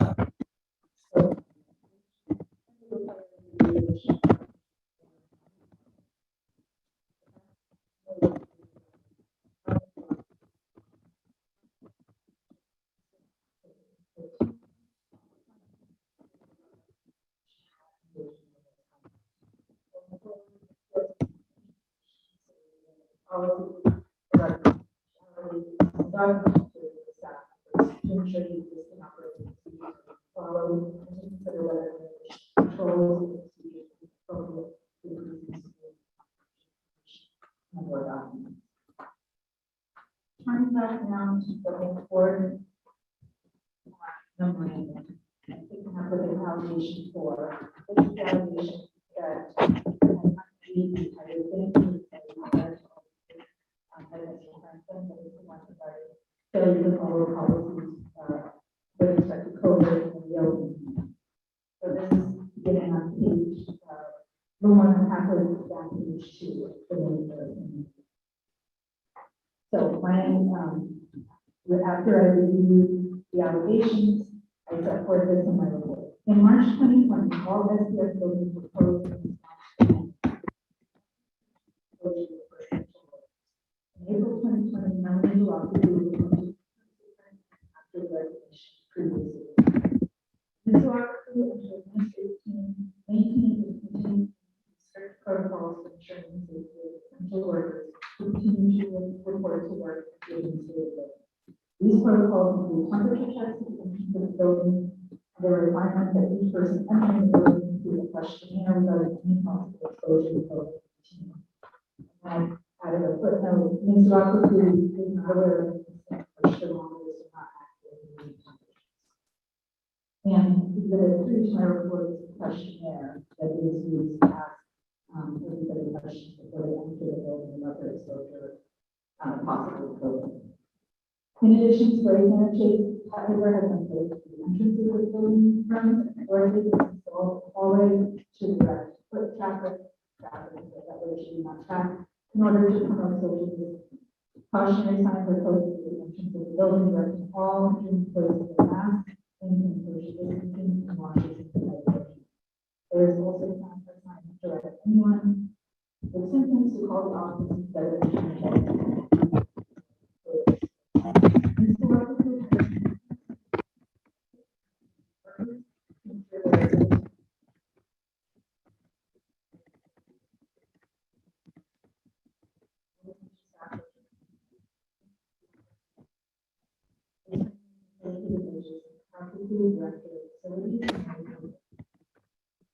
before that, building will completely shut down while they were being filmed.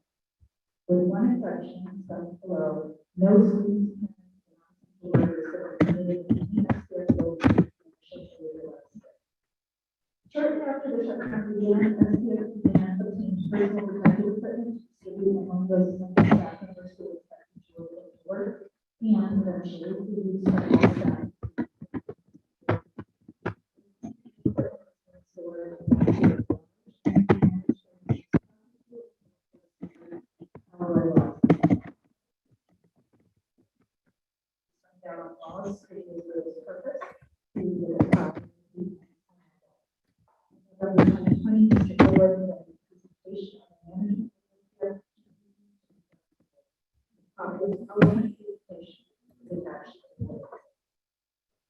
July 2020, this philosophy and the team developed a comprehensive reopening. This plan was approved by the governing board on July 28, 2020, and submitted to our application to the department. The plan is detailed and includes careful consideration of the multitude of factors involved in the reopening. The plan contemplated reopening cases that are dependent on status and that allow reopening to earlier stages of the meeting. The plan addresses staffing with appropriate safety procedures in place for those students, learning assessment and intervention, use of technology, family engagement, social and emotional health of students, physical health and safety of students, and the prohibition of all on-campus events and visitors on campus. In August 2020, Ms. Rockwood and her team conducted a series of online forums cited in regard to the reopening. There were separate forums to classify staff and certified staff. This in addition, there were two parent community forums held, one on August 19, 2020, and one on August 20. During these forums, Ms. Rockwood reviewed the reopening plan during the various stages of completion. Starting October 29, 2020, there have been at least 15 planning meetings held regarding the entry. These meetings held by the administration team have involved reviewing the latest information regarding the spread of COVID, receiving updates on executive orders, and updating procedures that would be needed when campus eventually reopens. These are the 8 meeting content. Each town of the team of the government has remained in the phase that requires school distance learning. And my job was to report this for the only exception occurred in October 2020 when high school students invited to attend the school. At the time, SPS was seeking information as to whether they were required to open high school to students pursuing Arizona state requirements, or whether high school was required to continue to observe orders and information. The SPS high school is a charter school, and therefore generally subject to rules and requirements for Arizona public charter schools. Believing that SPS was required to reopen the high school, the decision was made to reopen. We came to the high school on one day in October 2020. That same day, SPS received clear direction that it must follow the requirements during the vote.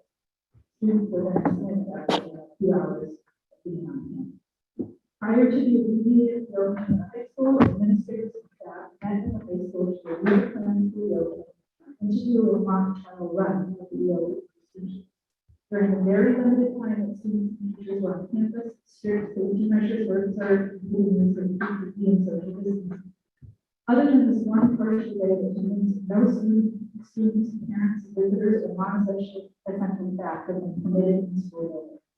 SPS remains subject to nation shutdown time. As to offer to continue to monitor the situation and conduct planning meetings for the school year. When the decision is finally made to move to on-campus learning, there are detailed step-by-step plans for the reopening of the and the returning students to the learning and time.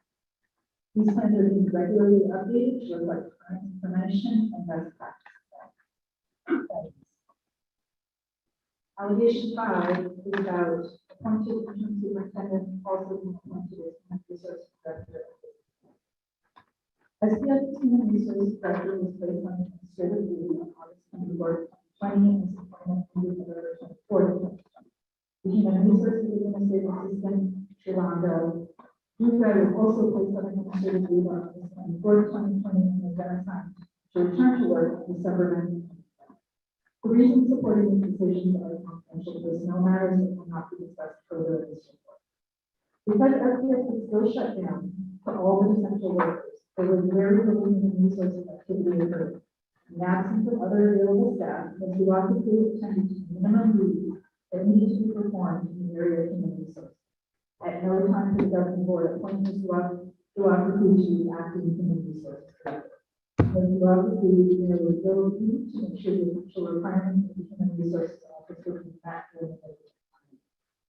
After Ms. Duarte returned, Ms. Duarte assigned to Ms. Duarte duties and responsibilities to manage the human resources office while the search for the new person to oversee the office was underway. Ms. Duarte is receiving additional compensation for these activities, which had been approved by the governing board. See exhibit 11. The interview committee has not yet identified a candidate to recommend for hire, and so the ongoing SPS is hopeful position will be filled soon, which we all know will have SPS business manager resigned in January 2020. At that time, the governing board appointed a business office employee, Karina Dodson, to serve as acting business manager. After Ms. Dodson indicated that she did not want to continue in this role, the governing board appointed the zoning to serve as acting business manager. The interview committee for the business office position has recommended a candidate for hire, and that recommendation is submitted to the governing board for approval for the next regular meeting in May. At no time did Ms. Duarte fill the role of business manager. It is my understanding that the position has not been filled. Allegation 6, which is about conducting employees bullying fear of retaliation. SPS does not know the basis for the allegations of bullying and retaliation staff members. Without specific information regarding acts of bullying before retaliation, it is impossible to investigate retaliation. No issues have been removed, demoted, or fired since Mr. Duarte was appointed to superintendent. It is unknown what the basis of retaliation. Finding the conclusion, they do not find any basis to substantiate retaliation or the March 5th letter of the It appears that SPS has responded to challenges posed by the pandemic. Hello. But the sound is bad. I believe that having read all of that, I also believe that the board has approved the cap.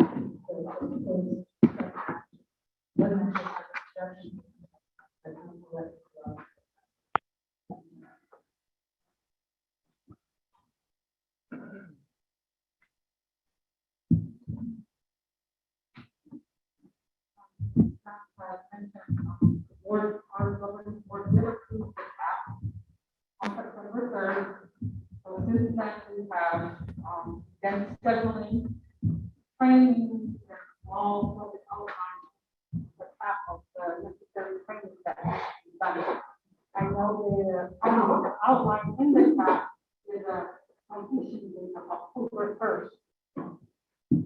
Well, to complete all those trainings and making the training purposeful and meaningful, we know we can't get them done by October 1st. I just didn't want it to be like a compliance thing where we put a check mark. Say, oh, yeah, trained on this. If we want us, our staff, to get the full understanding of what the trainings are outlined, you have to be planned well. Some of the trainings, one of them is harmony in the workplace, social and emotional training. Well, those are very broad. And for us to truly take those in, there has to be a series of training. It can't just be a one-stop training and you forget about it. There's something that needs to be constant. So we are currently, we have trainings that are scheduled. We are working on finalizing our presentations on those trainings that have been outlined in the CAP.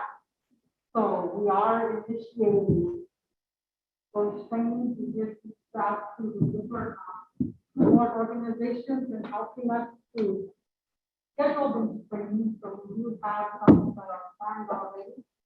I know there's some questions that came up with me or on the administrative team, because as an administrative team, we looked at the CAP and we pulled out of there what trainings we done. So we do have some questions regarding some of those trainings, but we'll address that to Dodie to get more detailed information, because some of the topics they have on there are very broad, and I'm not sure what they want us to focus on specifically.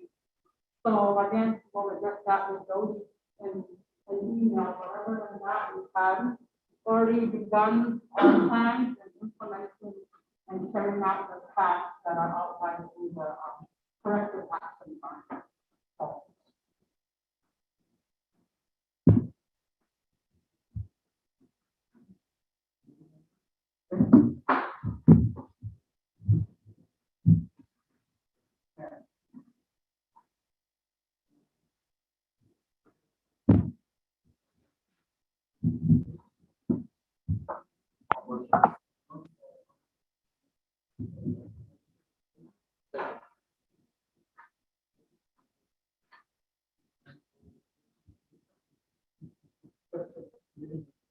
Sure.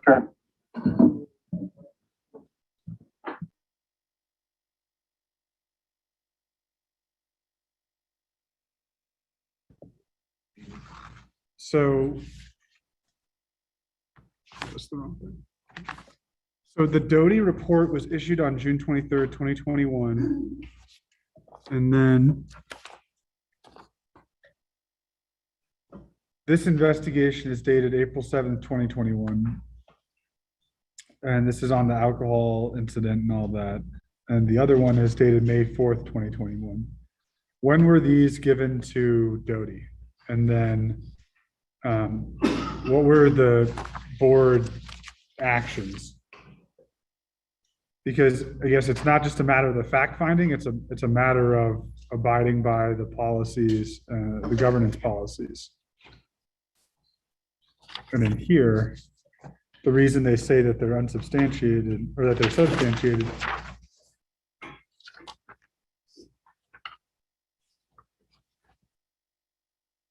the team reviewed the following: 1, school incident report from that day; 2, photos taken from the incident; 3, the schools; 3, school policies and procedures, personnel policy, procedures, drug-free campus policy, and drug-free alcohol-free policy; witness statements and school board meeting minutes. Therefore, allegation number 1 is substantiated as the school board failed to properly investigate the matter without delay per school policies. It did not place the administrative heed on administrative leave pending an investigation. The team confirms an arrest report on a family member on school campus is on file at Canta Police Department.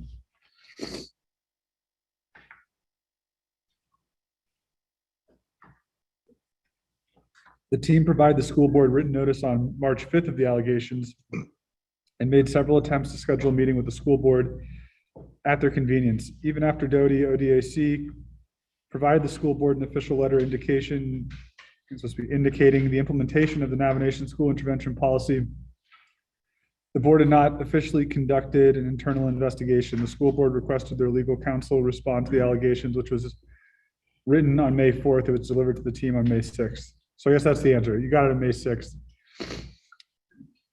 I think a big part of all of this is that there was no initiation or initiative that was publicly documented and conveyed to the communities or could have been conveyed to Doty on the investigation or what was being done to address this matter.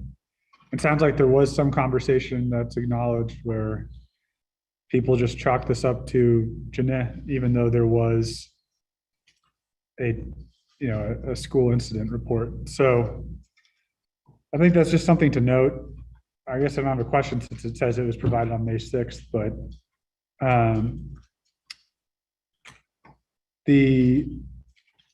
where is this? The issue with the board not following up, I think, is a big policy matter, and that's really what this committee, addresses, not personnel matters, not criminal investigations or whatever. We deal with policy issues and try and see if there are features across the Navajo Nation system that we need to, look into, investigate, and then try to ameliorate on behalf of our constituents.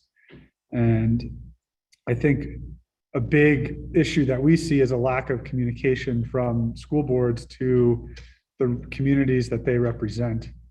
And this is an instance here where it seems like there wasn't something that was initiated, even though it was acknowledged, until after Doty and the committee had started investing time into this.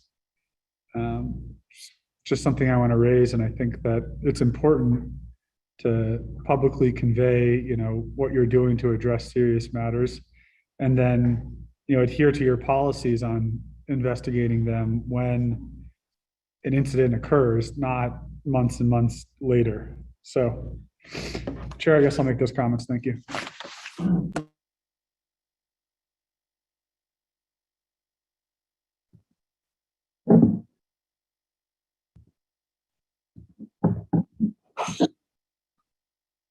Well, I don't need an answer right now. Okay.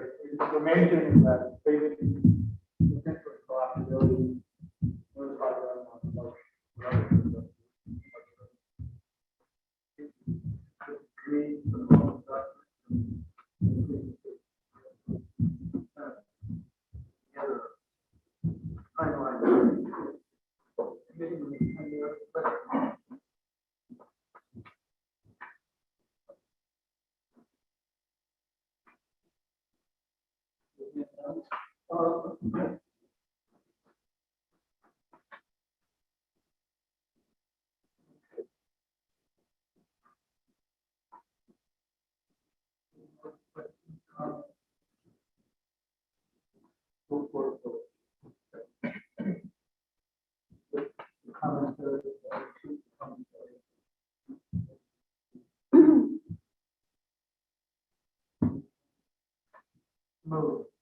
Yes, sir. Honorable Paul Begay Jr. Honorable Paul Begay Jr. votes green. Honorable Pernell Halona. Honorable Pernell Halona votes green. Honorable Carl Rosa Slater. Honorable Carl Rosa Slater votes green. Honorable Charlene So. Honorable Charlene So. Honorable Edison J. Winika. Honorable Edison J. Winika votes green. Chair, you have a vote of 4 in favor, 0 opposed.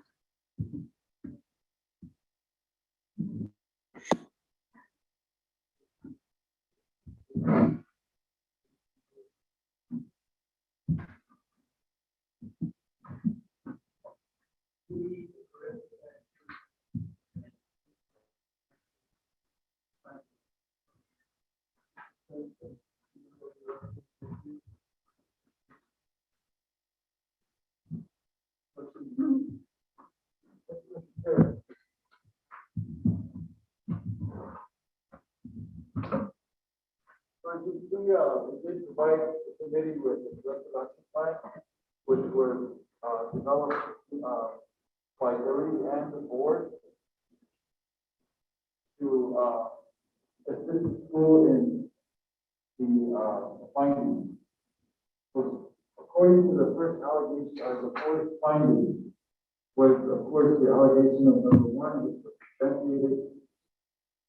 And to correct that, we need to provide training on housing policy. As Mr. Washington explained that he is starting the training process for his staff. Correct back, we discussed with the board, when we're trying to be the police training process. It was agreed upon by October 1. But you did hear from Ms. Washington that it's not enough time. Hopefully. We can do that as long as they meet the criteria of the training. We feel that it's not going to be meaningful, it needs to be meaningful. Every staff member has to sign in on that training to ensure that everybody was mandated to do the training. For the training for outlining number 1 is the housing policy, to ensure that everybody understands the housing policy. It just doesn't have to be the resident, it has to be the whole other staff, so they know what the policy is. So if they see something that's happening in a situation at school, then they'll be able to report it, because that's part of the policy, the housing. The next one is the free supply chain, regarding the chain of command. It was very evident that the concern was that we told someone that that's happening. So then we went around, that person would tell somebody about it. And that's what stakeholders were coming up. That's what happened when we tried to report it. So whether or not the person is related to the situation that works in the main office, they still have to follow the chain of command. They still have to. That would be the training that we're requesting. That was highly discussed during the development of the corrective action plan. Provide training on school reporting procedures, again, that has to be part of it. You know, this should be all one training, following policies of procedures. Allegation number 2. That everybody has to abide by the terms of the personnel policy procedures. Some of them are repetitions, competitive, rather, because it fits that criteria of the allegation. So this, repeated those things, that they can be combined as one basis. So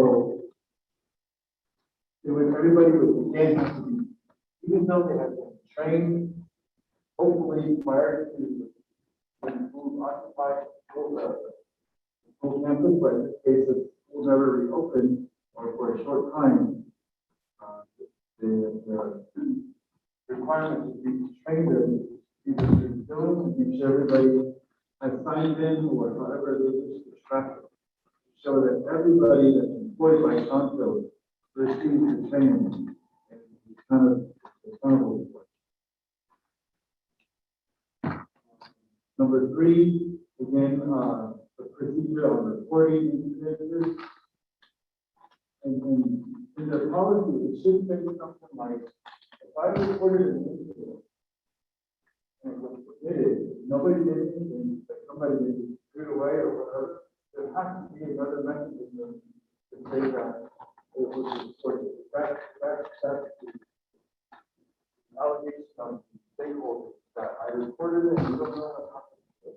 It just got overlooked or it got lost or something. Maybe we reported electronically, ensure that people receive it. I don't know, there's something that they would have to address to ensure that incident reports do get to the official.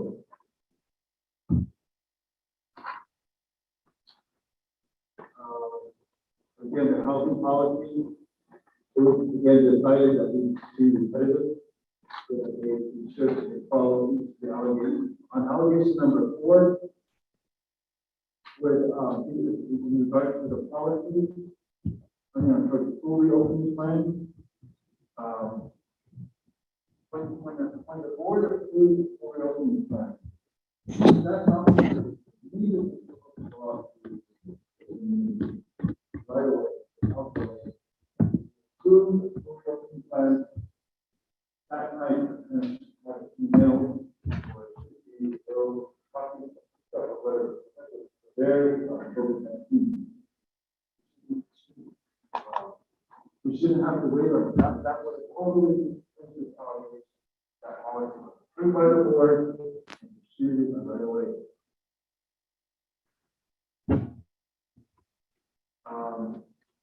finalized draft.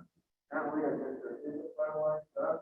So what happens, so, you know, council members is that when the pandemic started, Jody had asked all the grad schools, all of the IELTS schools and public schools to develop 3 plans. I remember I was the one that gave this guidance. Develop a virtual open plan, a hybrid plan, and then a face-to-face plan. That's what they were instructed to do. Once they develop these 3 plans, they're supposed to have it approved and move forward. That's what I instructed them. When they finish that plan, then they submit that plan to those to ensure that there's something in place. When school year 2021, 2021, 22, so this school year, we asked them to revise the school reopening plan based on school guidelines, school-based guidelines. We hope to alter those 3 plans and ensure that it has all the CCTV updates in this. So they submitted one, as Mr. Walker said, they were supposed to use that plan and revise it following those guidance. That guidance came from the Epidemiology Center as well as CDC. They resubmitted with an attestation form, with an assessment, ensure that other people are aware of what the school has been, has completed. So that, I believe, Shanto, according to our data, all grade schools have submitted their plans. So they do have that. So those plans are public. Send them to the parents, send them to your staff and so forth. So that's part of the corrective action. Ongoing training on school reopening plans, each time you modify it, you have to have a training, let the staff know, and the parents have it available. So that's what we're recommending. Implement the current school reopening plan, however they implement it, the training, the notices, you just have to show proof that you're doing it. School board to approve, again, anything that's been developed, school board has to approve the school board for approval. Ongoing training shall be provided. Update vision on, I talked about that. Number 8, provide, to abide by the CDC COVID-19 guidelines and protocols, abide by the Navajo Nation's executive orders. Because what your stakeholders are saying that what they're seeing is nobody sees the security. That's what they're coming. So they're thinking, but school board, they have concerns. They're witnessing it. They see it, but they hear, and it's just not one person saying it, it's multiple people. So right there, it's already just harmony. Nobody's struck when you can't speak to the school board that they're concerned. That means they don't trust the school board. Or, you know, they want to approach the administrator. There's just harmony in the whole area. So that's why the training on social emotional, like how do you do that? You guys are the experts in this area. I know Mr. Watson said, I don't know how Jody wants to do it, but you have your medicine people come in, provide some form of training on how to work together and how to speak to one another. That's what you get created on how you that's it broad. You create, you want to bring in a medicine man or somebody,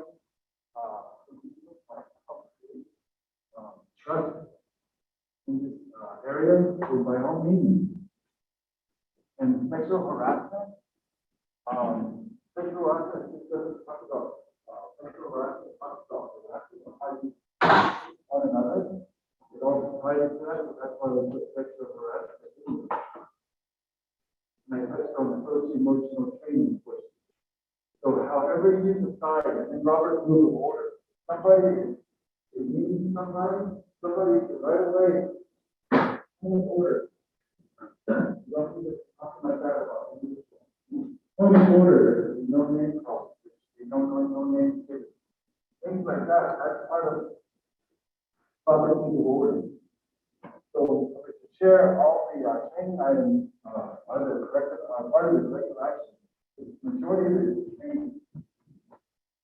It's not really hard to do, but I do understand something that is planned appropriately. Some of it's going to run up into October 1, but we have to discuss with the school board what was appropriate for the school at the time. So we decided October 1st.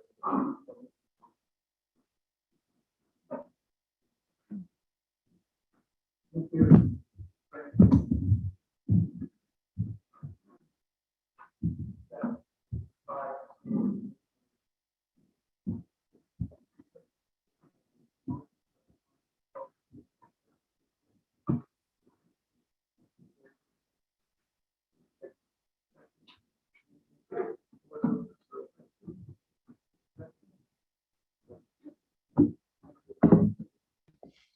Thank you, Chair. Mr. Franklin, so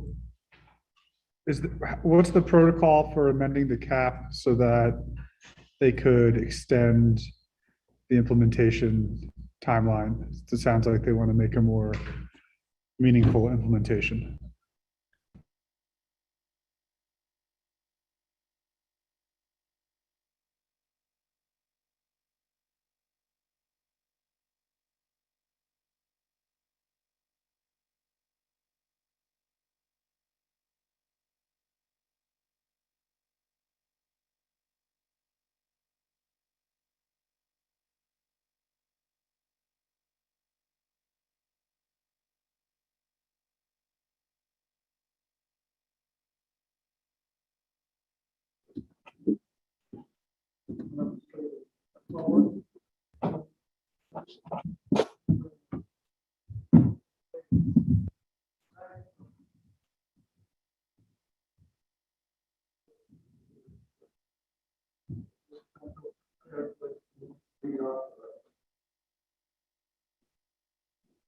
They will be authorized for 1 month.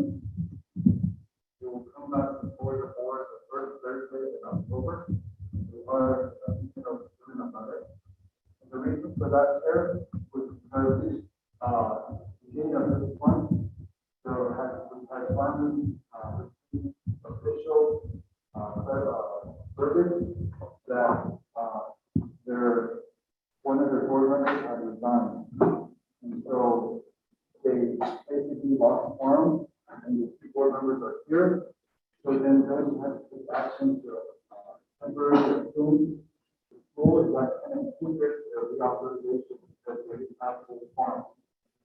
And so that the board of education moves forward to assume that their restrictions to that council has quorum. So since that is like, one month, the board,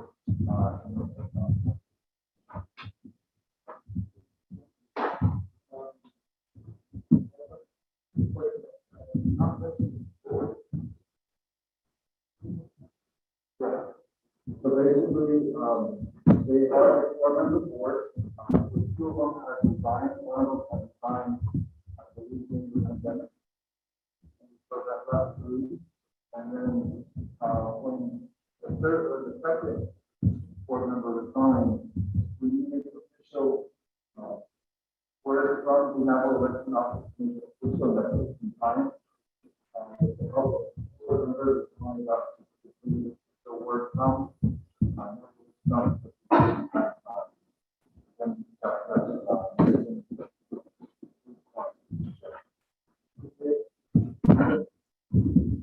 how to do it.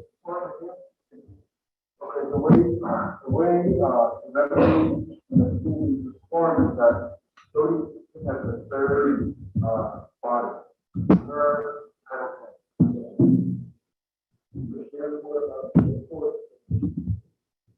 So, because of the current litigations that exist in, Navajo elections administration, well, they're not in a position to, appoint or elect for that, that vacant position. So it's on the whole. If there wasn't, if there was no litigation in place, we would work with the local chapter and try to put somebody that we can go back to, this will control back to the school.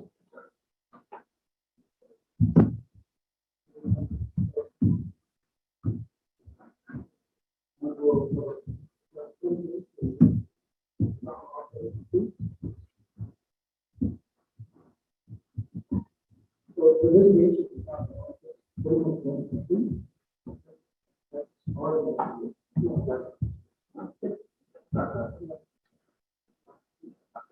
Okay.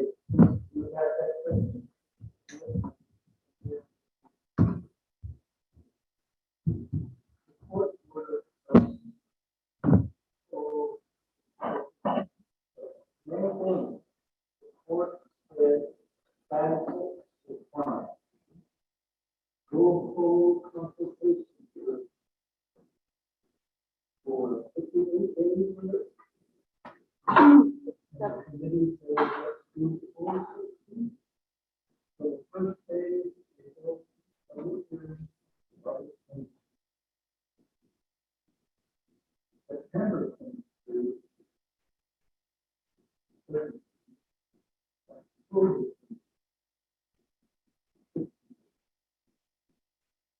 This committee is still under the court's order.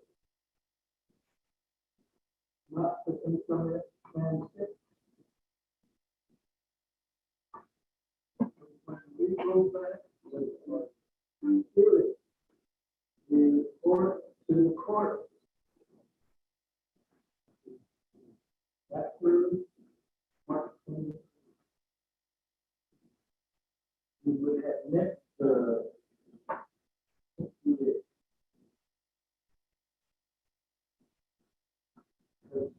original file. The complaint that they didn't consult for this. And that's what the court ruled on, more years. And so that's where it's still under the court. These taxes over there. In consultation. After we report back, the next year required. That's when the court I support. To that. To the election. We don't know. That's what we do. That's the basic way. And I'm explaining it to everybody in the room to understand the litigation. Travis versus Daniel, so that's to do. And the matter.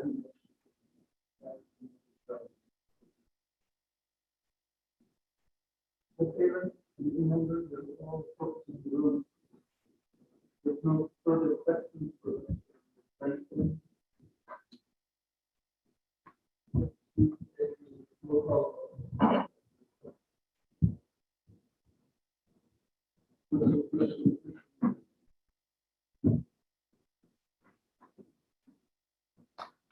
Yes, sir. Honorable Paul Begay Jr.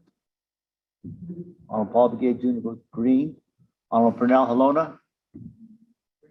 Honorable Pernell Halona votes green. Honorable Carl Russell Slater. Honorable Carl Russell Slater votes green. Honorable Charlene So. I vote green. Honorable Charlene So votes green. Honorable Edison J. Winika. Honorable Edison J. Winika votes green. Chair, a vote of 5 in favor, 0 opposed.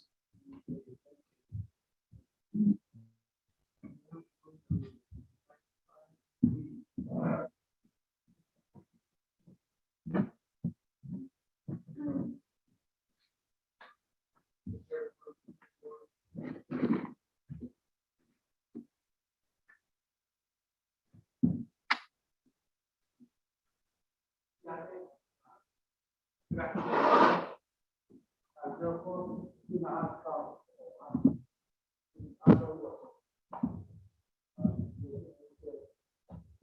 report, so, I don't know where it's at, but. Use the mic.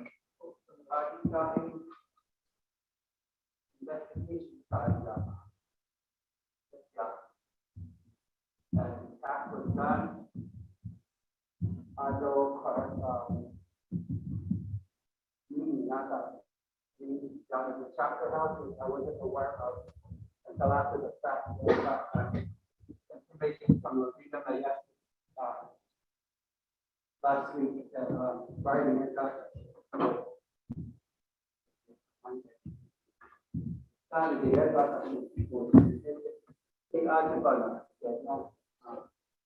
we were on the line and people, I don't know if we were supposed to be invited or I don't call. The main thing we should be, Chanco Chapel should be worried about is getting a pushing for a new board member. Not so, again, with two board members. I didn't tell those on the time. But not, I represent that community. I don't like to wait for this to come. So we should be working on that, pushing for that. I know the people with this plan 6, I know about and that's holding up everything. Is there a way that we can go over that to go to the election board, see if we can at least get one person from there? The Chanco community will have representation. Two questions, board member questions.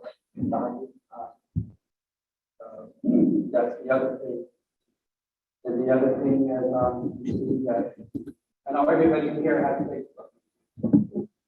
The next hour, the change on the bus, some image that has not been fixed. We should be worried about that instead of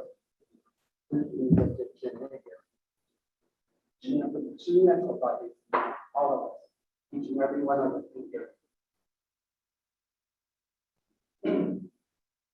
Chain question, but with this cap that was in place October 1st, it was either October 1st or January after, one or the other. That was said by Mr. Franklin, when we're having our cap. I do have Martha that speak up for that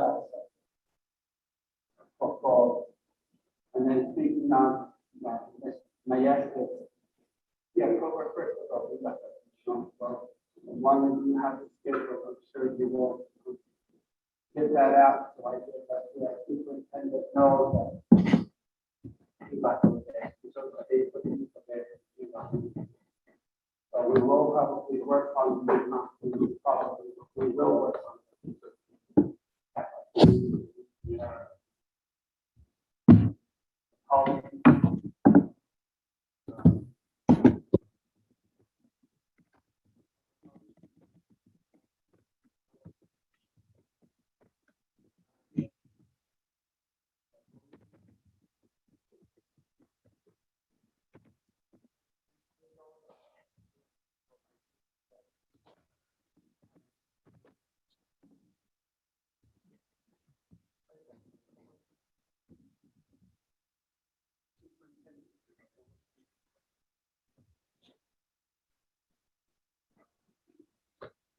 Last week we were on a charter meeting.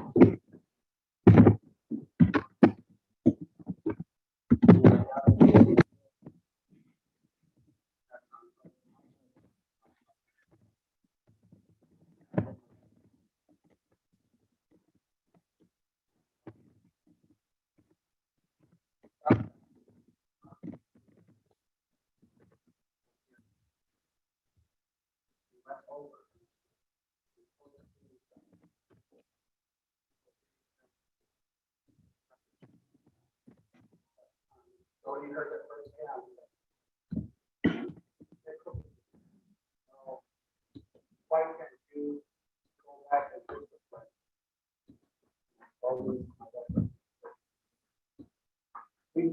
she does go back to the district by this individual, what's gonna happen? Go back, go out to the community, and go in there. Before you come out. I know that. I don't know what else to say, but you guys.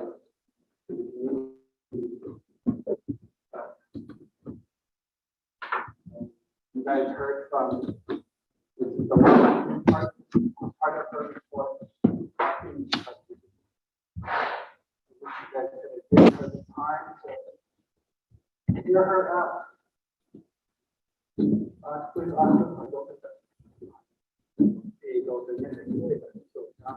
I see that on Facebook. You guys all see. Things that look at it, the employees that are doing. I see it myself, but I don't respond to those things.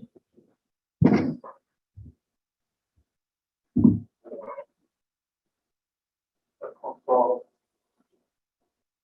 Board members, they got the meetings, and that's the other thing that I'm very concerned is we need another board member to, for this meeting. Council to represent. So right now, Chantal doesn't have a representative at the table.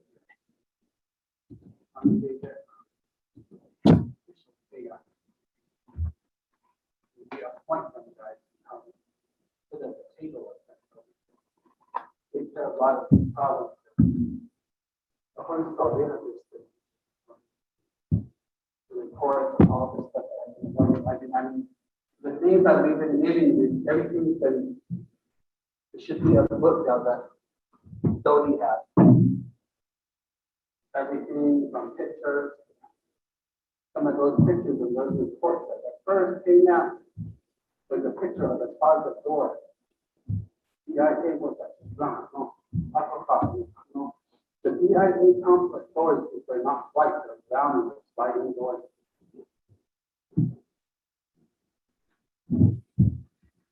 That's all I have to say. So I'll share it with you guys.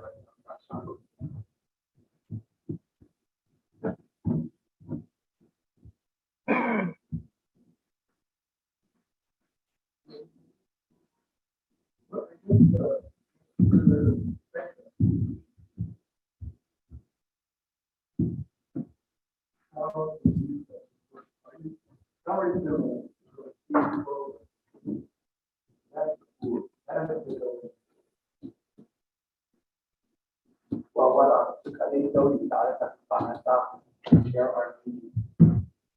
Dodie, I just share it. Right, and anybody will at the board, we will work with the rest have all the administrators take place. Side along, with the coach of the community. So that's the only way of doing it.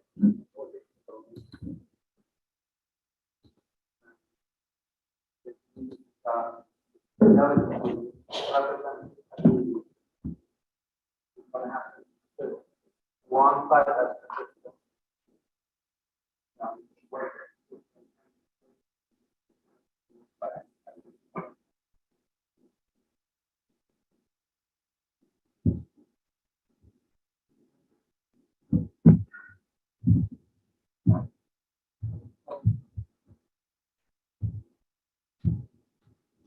Now, we are working with Dodie. So we can respond whatever. Safety plan.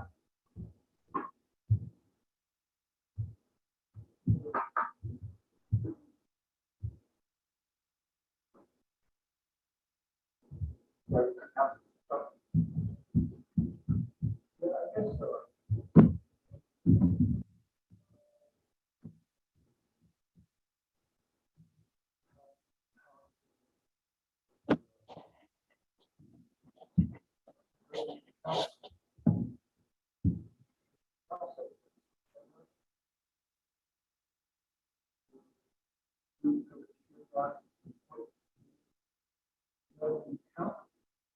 Oh,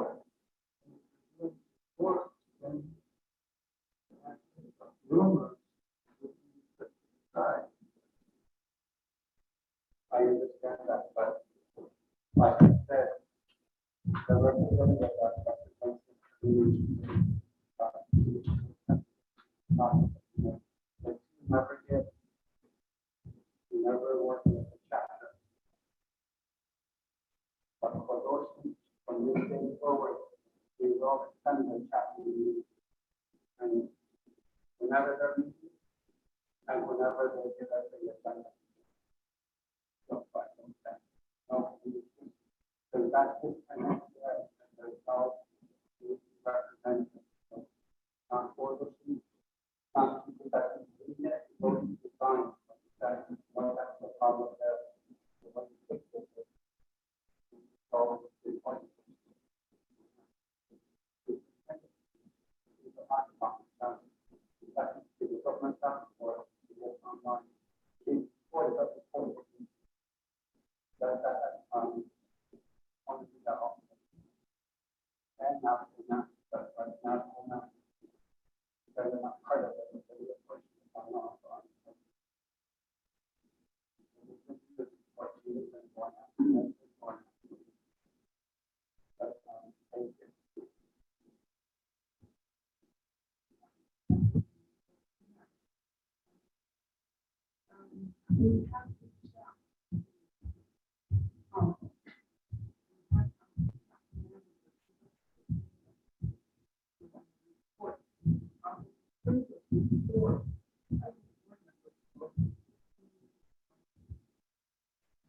down to something.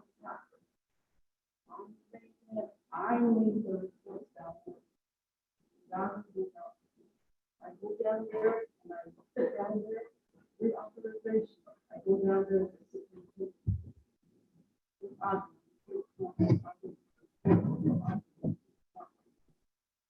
go down there. For those, board members, they elected. They don't show up on there. So, should I put it up in something down there? I don't enter, I don't force it, I don't follow it, I go to the chicken, I go to the office, where our kids are coming in from. Go out there and get updates. You even try to contact me. Small family, this is my phone number, don't. I text them, I ask them, I never got into contact. They got numbers to our superintendent. This is the contact number. So we never heard back from them. Although we made that extra effort on that.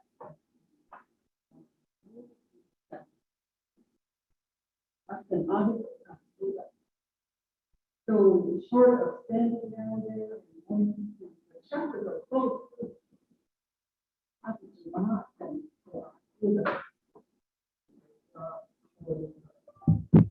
I mean, I just wanted to say that we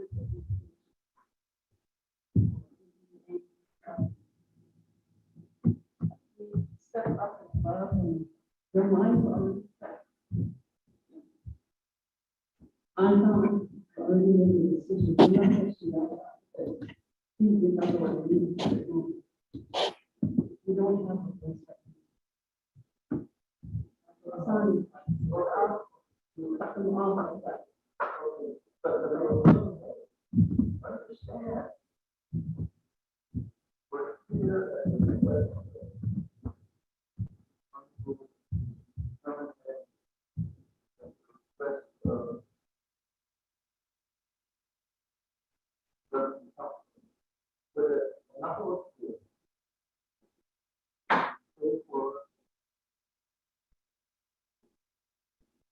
There's two things going on.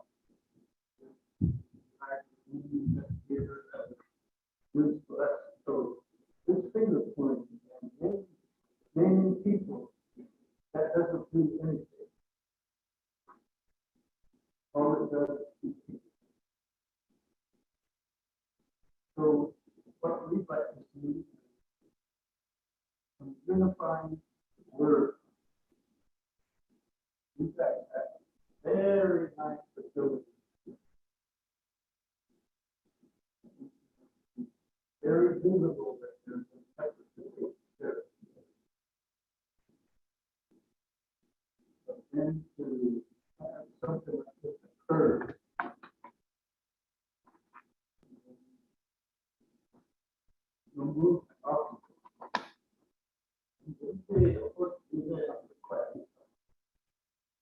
I'm going to set up a way to move forward.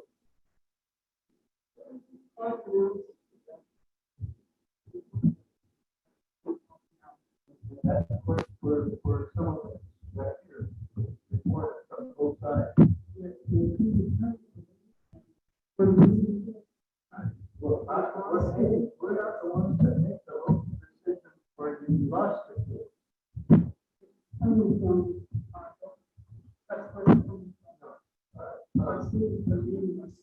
You're not governing the school. Why are you trying to take a fight with the community by saying we're predetermined anything? Being here in good faith over the past year, trying to work with you. You're trying to preordain a fight between the board and yourself and us. So we didn't cut her off. We said, let's focus on this, not the personnel matter. We were protecting her because it's a personnel matter. Once that information is revealed, and you should know this, you run a school. Once that's public knowledge, she's not protected. She's not protected. So don't tell us we're not looking out for your staff. Chair, this is productive.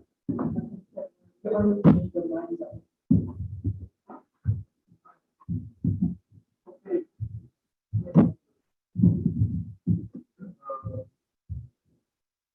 Here, the governing council. Philip?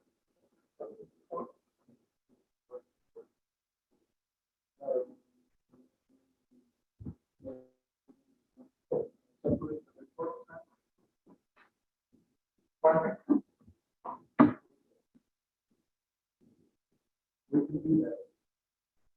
One, Mr. Franklin had a school board, so we asked him all this. I can say that. Okay,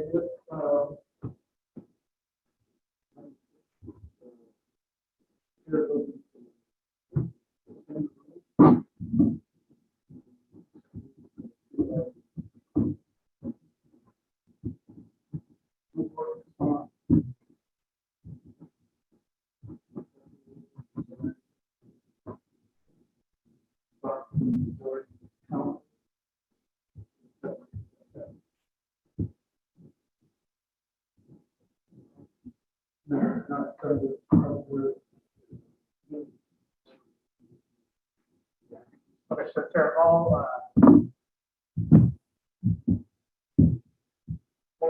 there's already a motion to accept. Okay, put that in the drawing. Can't listen to it. Done. I think you should withdraw the motion.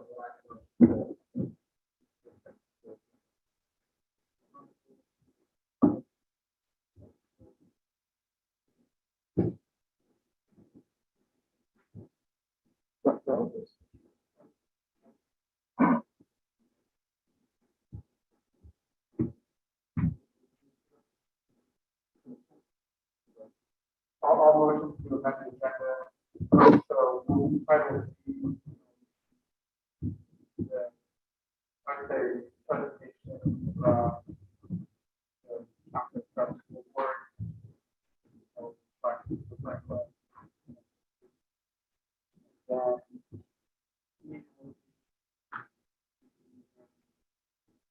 comments, not the government.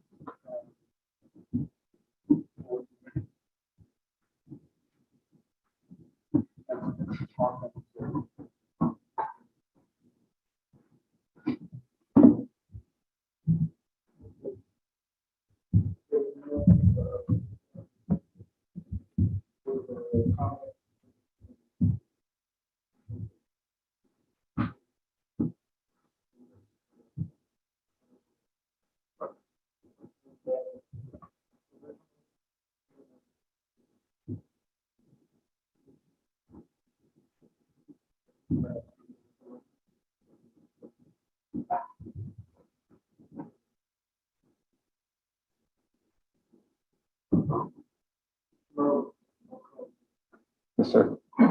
Honorable Paul Begay Jr. Paul Begay Jr. was green. Honorable Cornell Halona,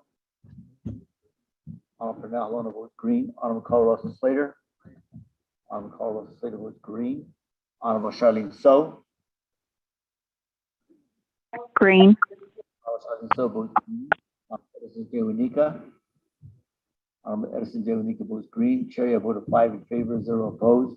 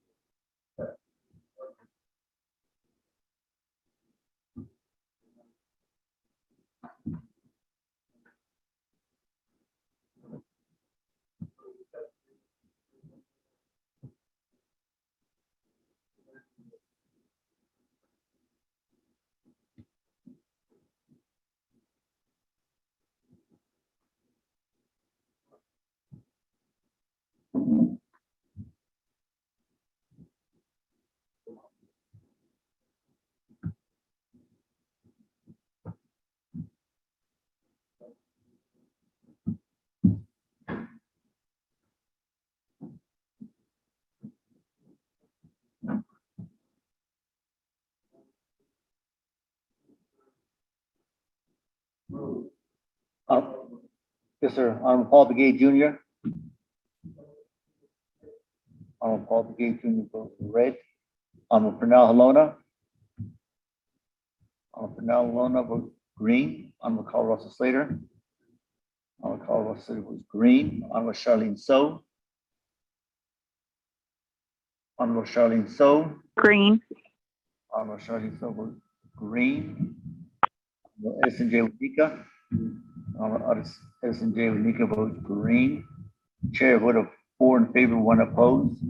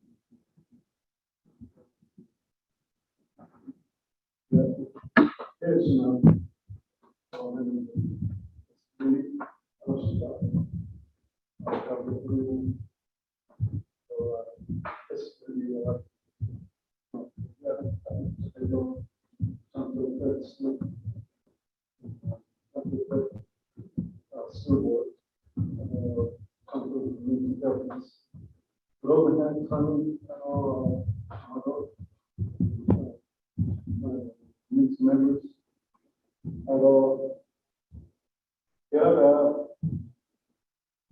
so far, 7, I don't know how many sessions.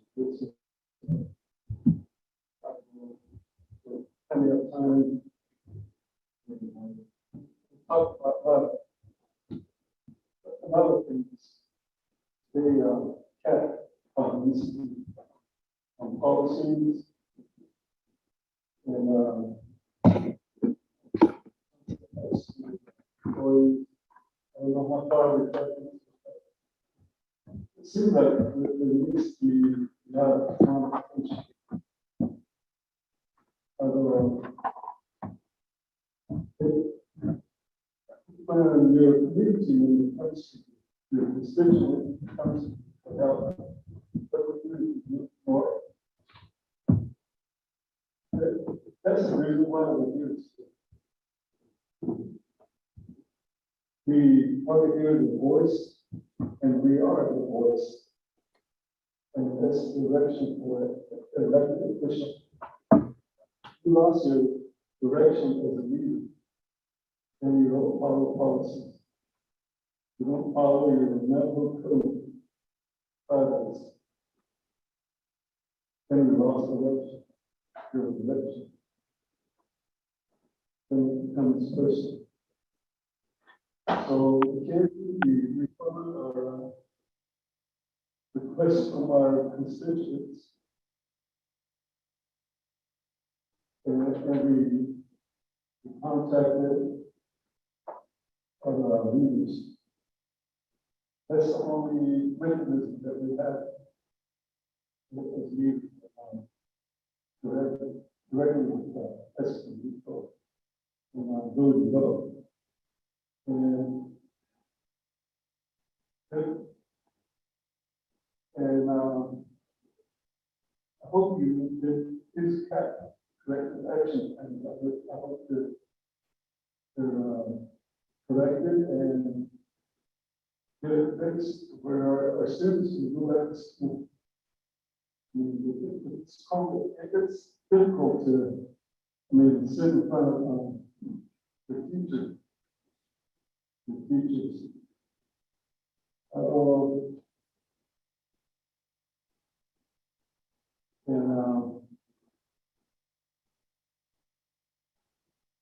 Yeah, I do, but we're not here to make the school or anybody.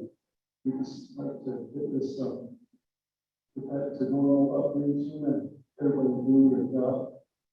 That's the only reason why we're here. And there's a team like Shanto Community Governance said it's so basically.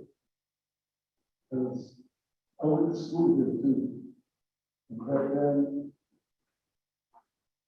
you don't afford the school. I remember that. So I'd like to request from the school board to communicate with us directly. And there was a very school board member that was, yeah, we didn't hear about it from them. We heard it from other people. So we'd like to have that direct communication. Although this new member, community to elect a new school board member.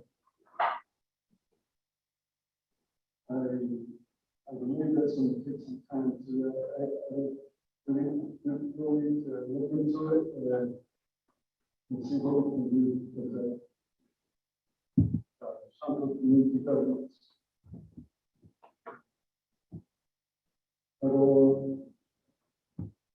On behalf of some community governments, I would like to see some to school version. I'm not saying it's not version, but this COVID, it's not really taken to see it because there's a lot of CDC guidelines in that.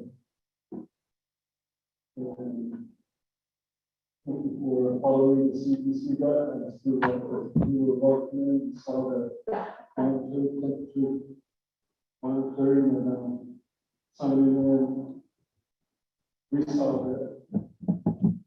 And, I hope this is school-wide.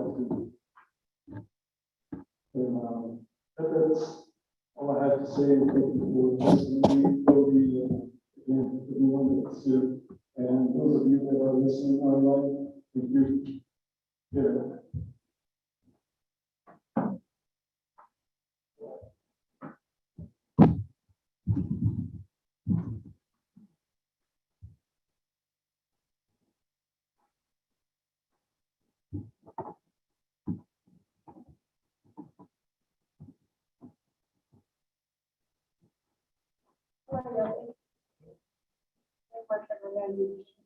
I don't remember my name. Thank you, delegates, for giving this opportunity to open up the discussion and talk about the fact. But also, on behalf of the teachers and students and community members, we're looking for a resolution, not for point fingers, but to fine-tune policies. And it seems there was a breakdown in procedures and policies and doesn't point to this one person. Although it seems to be that there was needed. And, on a personal level, I know some people here. Second grade. So I know she's been in education for a while, for a long time. And in thinking about these things and putting things light up certain things where we feel like the people, the community are telling us that this is wrong, this is wrong, this is wrong, this is wrong. And we, on our level, we try to look at it effectively, but we also see, I have these organizations that are here, and some of those things that are happening seem to add up, and that's not what we're talking about. Most of the things that were listed by those captives having to do with housing development, having to do with, and I just wanted to think that if the policies and procedures that are put in place are not working, maybe it's time that we look at reviewing them or to finding somebody else to enforce it.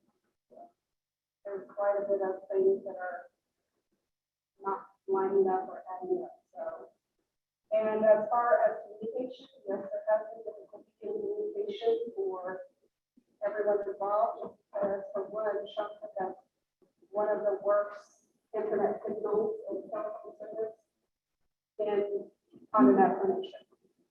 And the other is, closures and other things. So giving email addresses, calling, all of these things are not being done properly, or I should say there's a breakdown in communication in that regard. And I just wanted to say that I would like to see some sort of monitoring from impartial agencies and departments and fair report from both sides. That would be what I'm looking for, and just much community. And it should not have to go to that personal level. It has to be only. And that's all I wanted to say.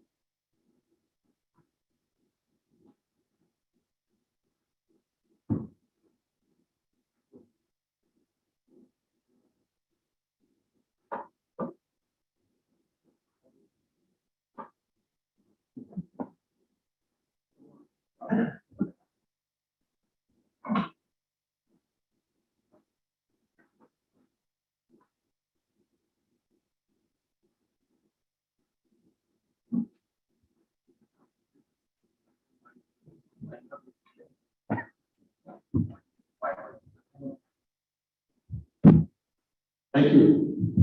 And, I want to thank the committee members. Also, article. Really got the same I didn't recognize it. Mr. Arnold Slater.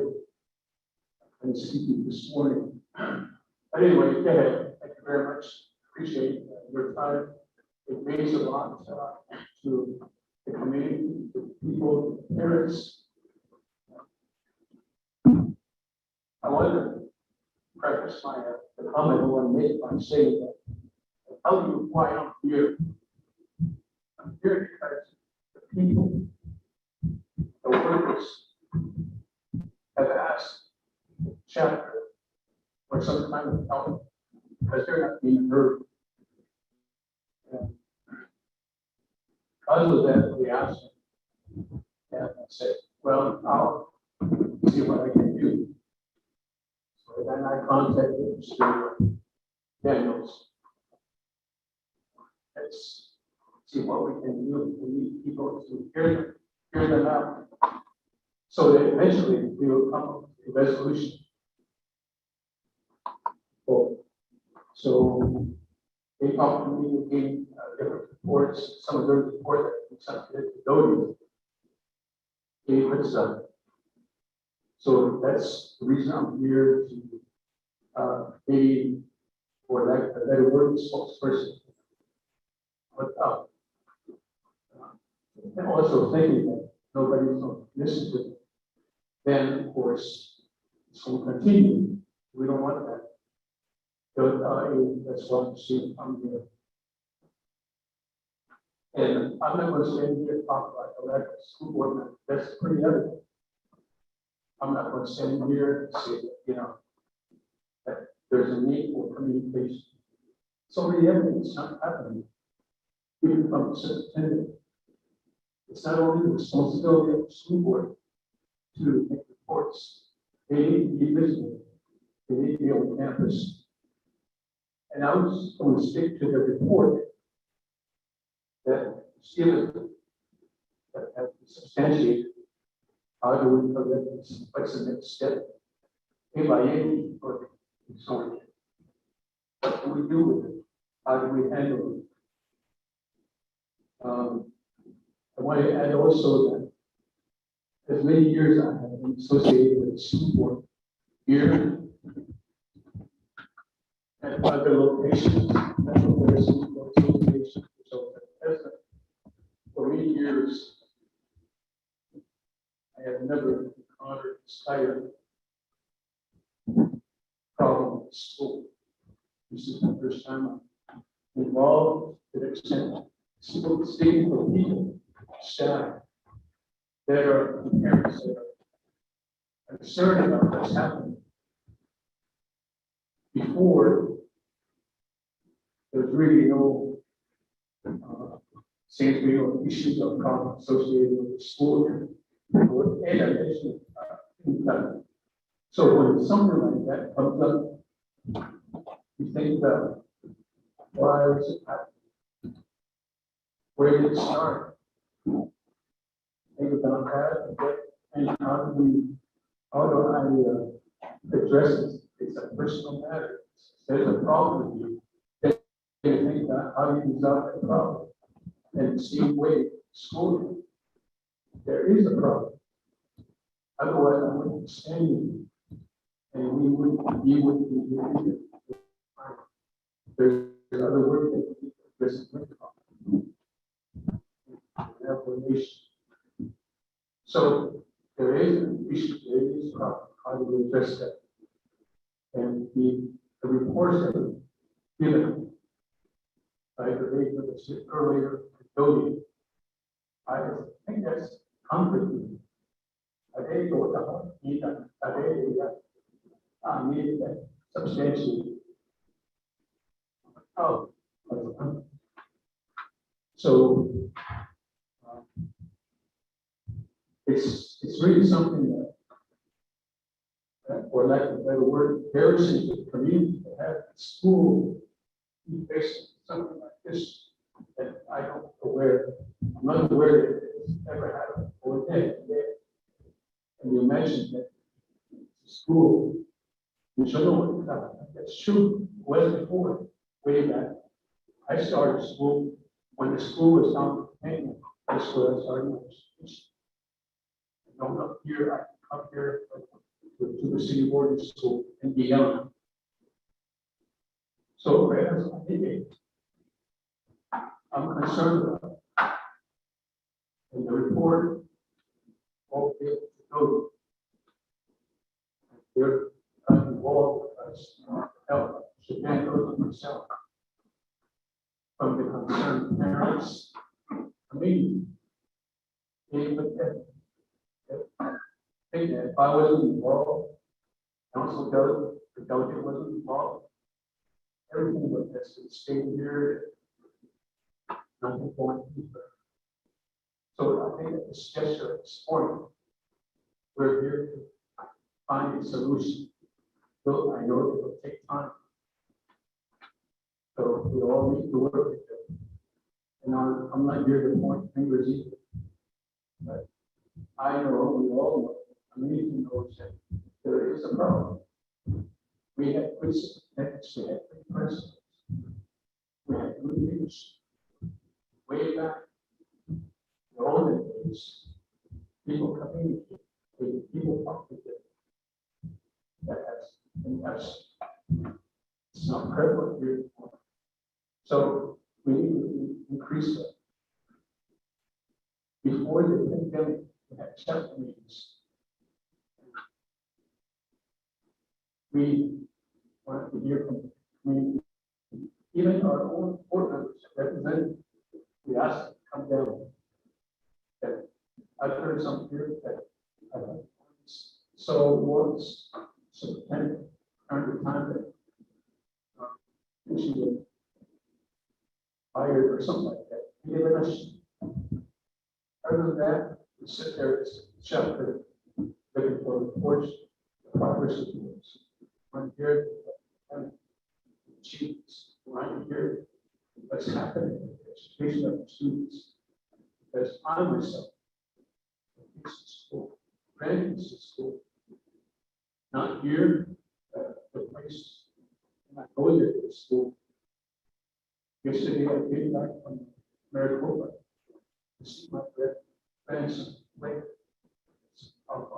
And since I go to support their school, I went to their school, nice school, very nice school. But they're like that. We used to have these complaints of continuing. How do you stop that? How do we help? So that's all I want to say, and I appreciate you all being here. Presence, your presence here, without your support, for the community, for the parents, and also the teachers. So, sorry, I speak of side away my face. I expect all of you. I know how the job is. Of the 8 years, especially during 1989. That was it. So thank you very much. Yeah.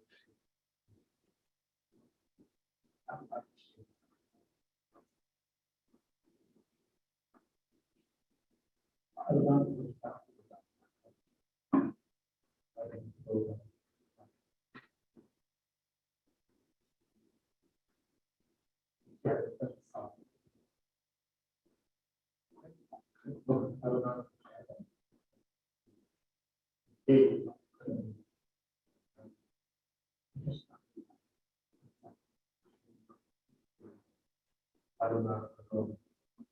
Because that's actually the kids. Out of the door, they have. They, out of the education. So, I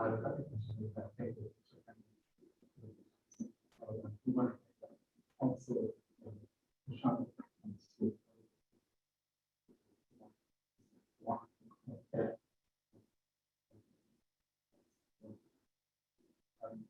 school. I don't know.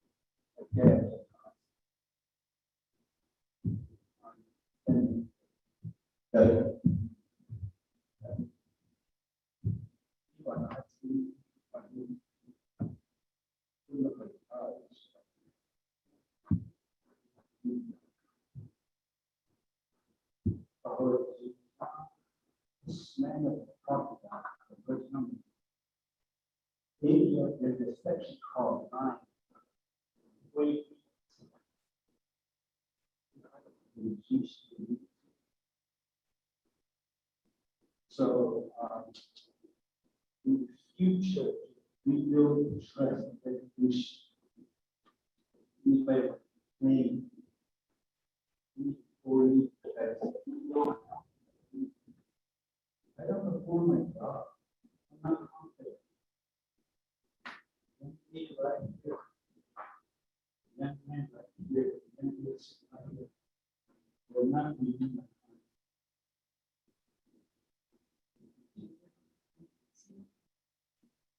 once. And that universe across the silence. That's what they're talking about. Go to demonstration, go to competency. However, situation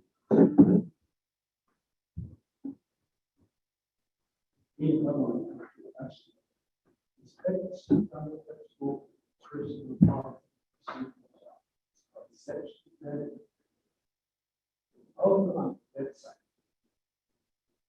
And there's also a policy that called open door policy. Should be much. Door is always open. But just because the supervisor doesn't breathe, or the leader doesn't breathe, that doesn't mean the certain thing.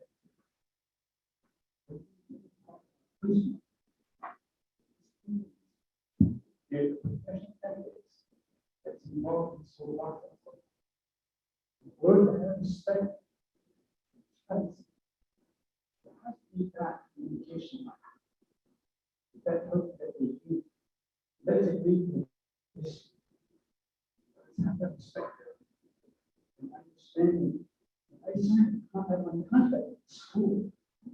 My contract, I had, oh my God. I had to become. Right? You can come up. That's all. Someone would come up. Are you sure you can do the job?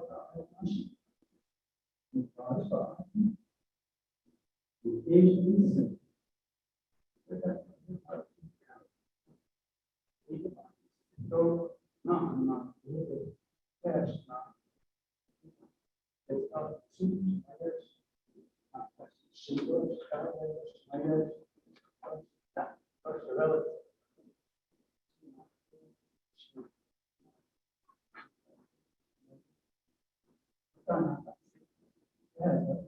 We should be done.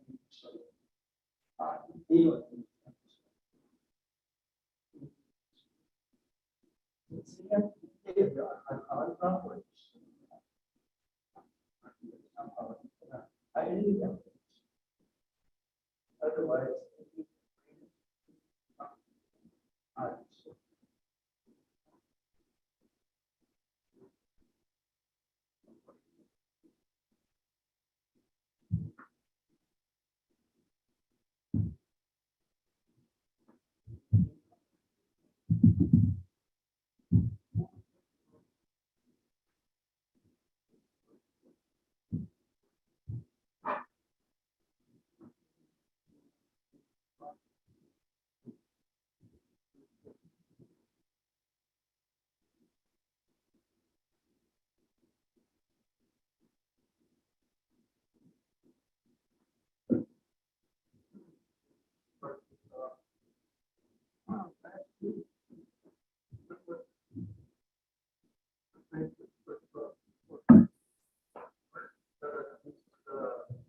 September 15th.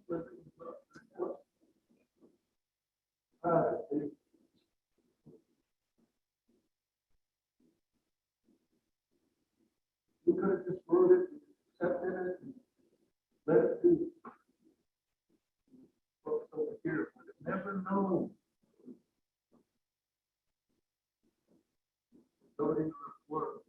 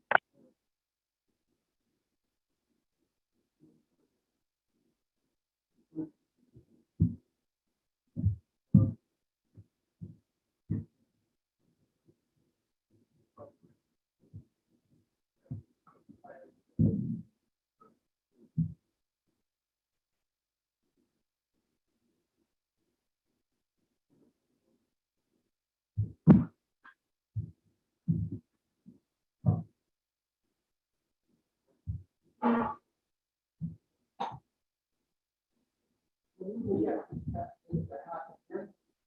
Something happens right now. Seems like what is dealt with right away. That one, stuff goes right on, that was right away. That's all the work story stuff, I mean, all the little stuff. One person, the next day, I have a story on. I think we could have snapped this in half right away from first day. If it was not, right away.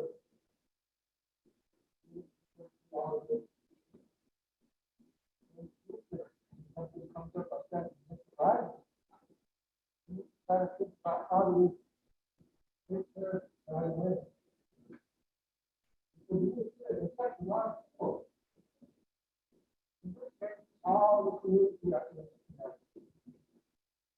All something happened here. All the next going on out there. They are put down. We're the first thing we do, they're not so good. Do something about it. Do something about it. Do something about it. Do something about it. While we're now in your hands, you're going to support. You got access to the United States. Move forward. Modify it, even go on.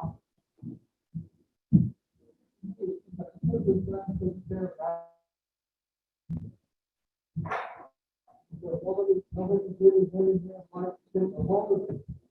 Got to go by the horn of the whole thing. That's where I sit. I think it's time to come up. Take care of these things right away. Take care of stuff. And further, let's just think out of it. Don't put them to work. Not as though it's just nothing can create ideas, but one person to do more.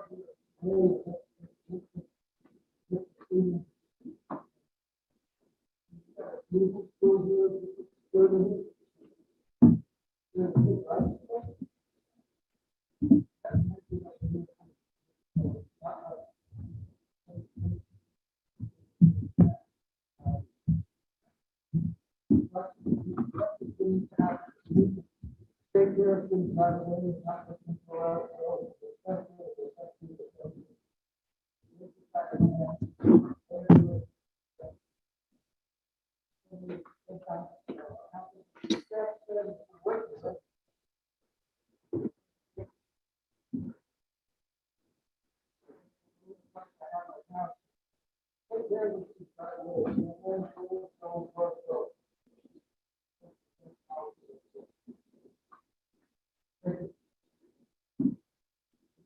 committee members, before we proceed, the Tamale says the young lady that wants to address the committee, how can we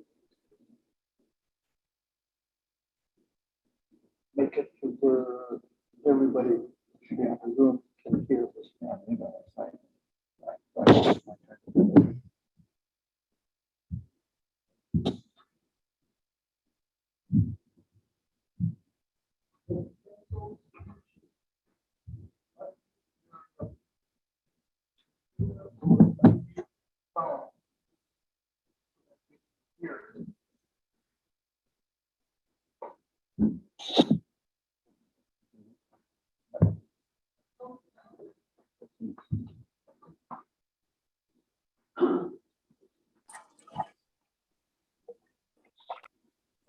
Tinkle Gishy, can you hear us?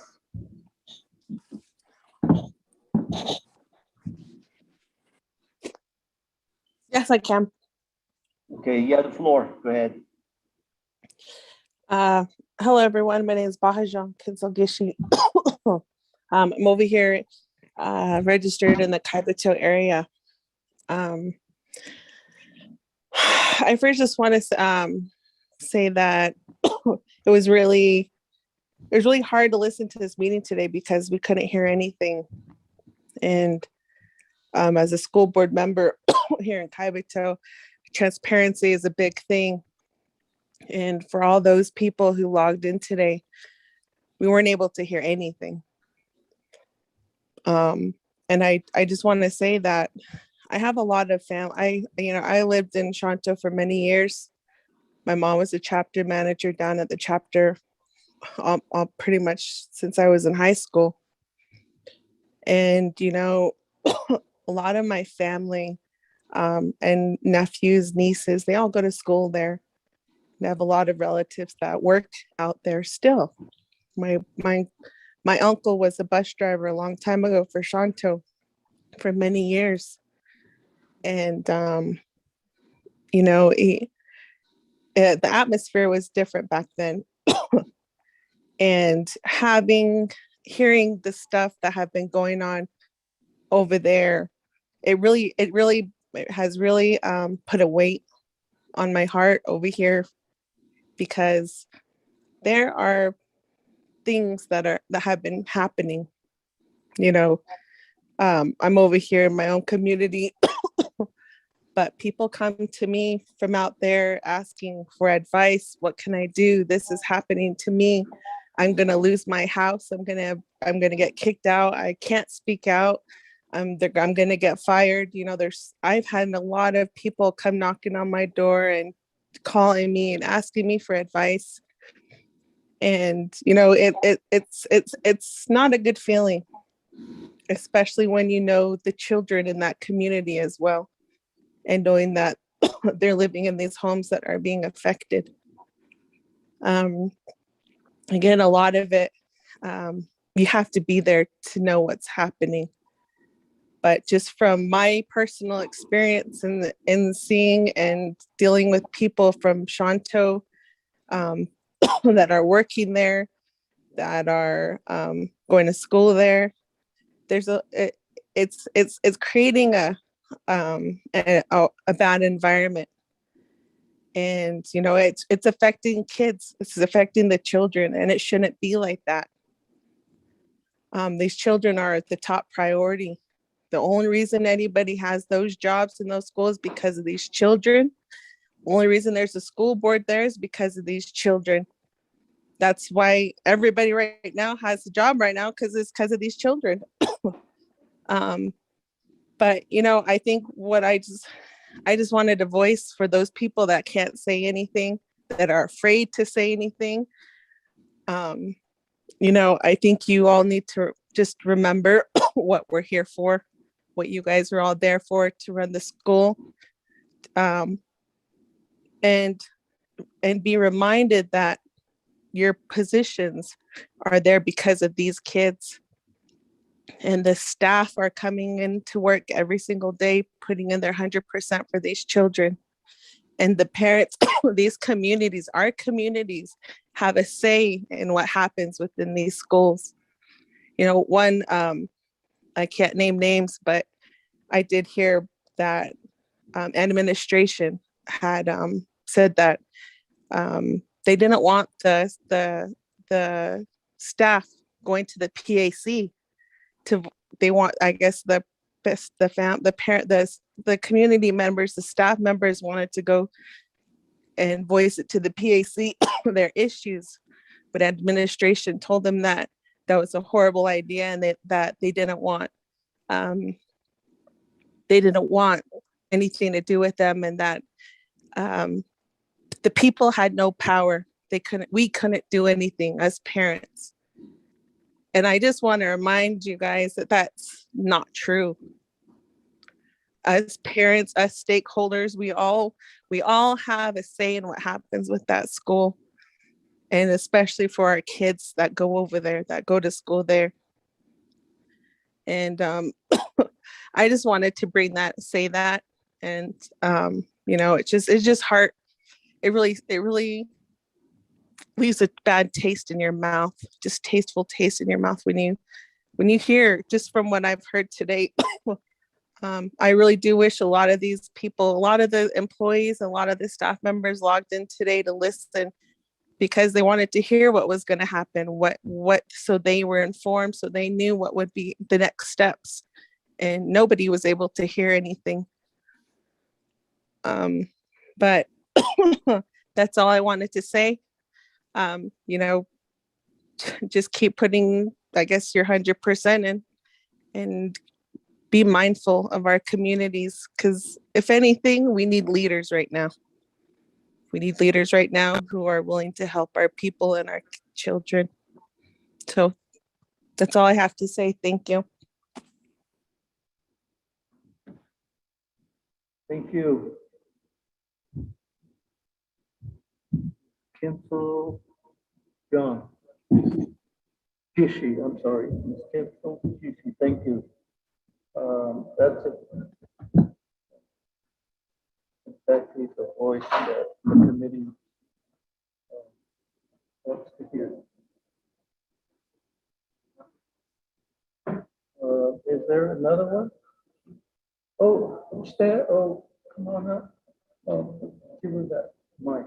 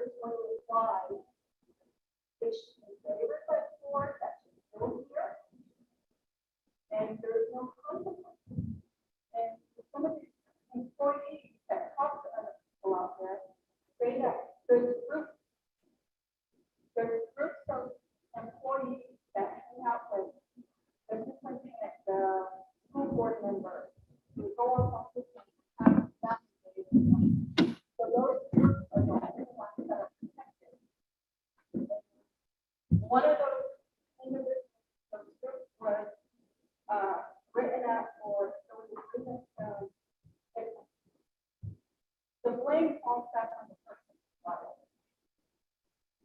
And as a parent, here, I am very disappointed in the school board members saying, oh, we don't belittle, we don't harass, we don't demean people. But as a parent sitting here, I just saw that. The finger pointing, it's the Chester House, it's you guys. And I hear it on the school board.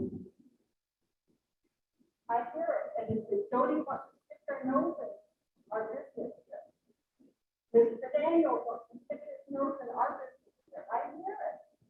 And yet it continues to deny that they harass, they belittle, they demean people. And it's just like there's no consequence for this. And I want my children to have a very good education. And I don't want my kids to go to school and say, oh, I'm scared of that teacher. I'm scared of this person. Because their mind is on them, not the school, not their work. And so my daughter has a hard time now putting her attention in school. And I brought this up to the principal. I brought this to the school board attention. I have yet to receive any kind of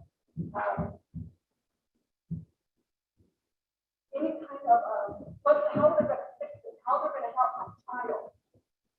And it always happens when somebody's speaking, like this tape and Mr. Franklin put their heads together, they start laughing and they can say things about people. And if that's the kind of leaders we have, why are they even here? We need to replace leaders. The votes that were done 4 years ago, they're no longer in a voted position. We voted for another school board where one representative from one area.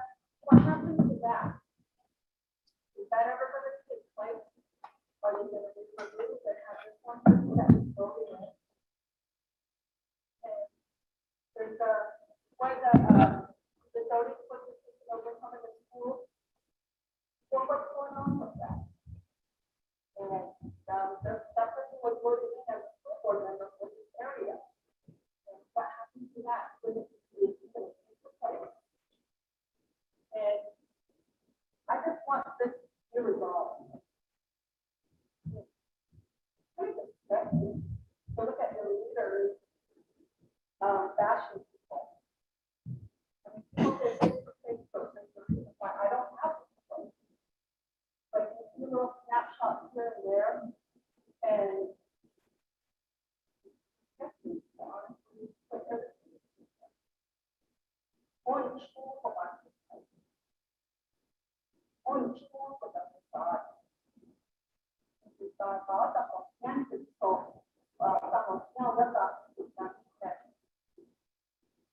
on that, they doesn't feel it like an operation. That's cool. You know, to understand that. You may say it, and you may think another person, you know, right. And then you just want to suicide awareness. What if it goes to that?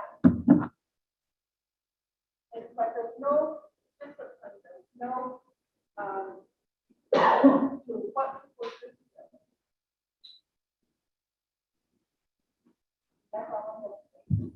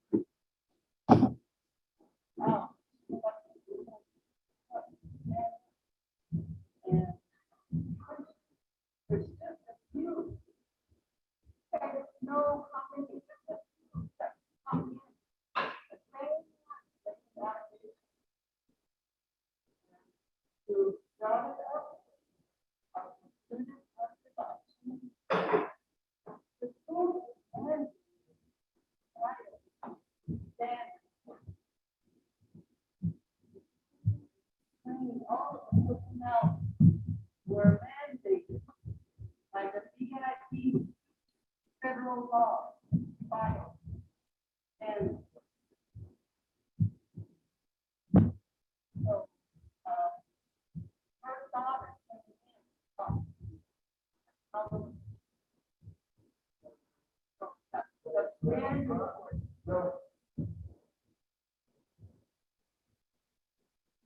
why we have complicated administration that came from a family. That's why. So, but don't have our voice back. I'm all I'm saying. I'm not gonna allow it.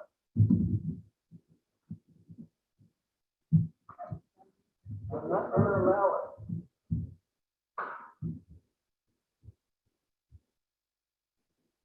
Not for an individual, a parent, here, to say it first time. I'm not gonna allow that to say it.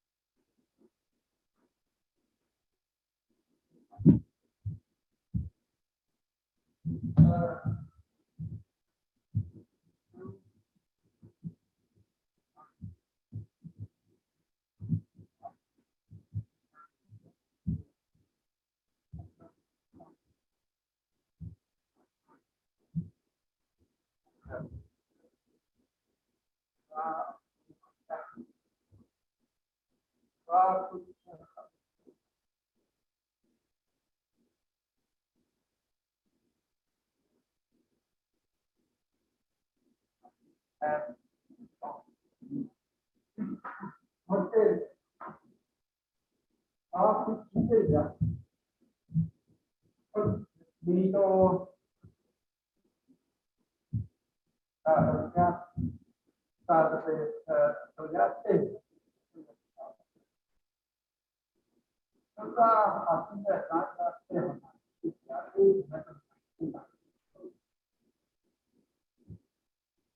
No, pues,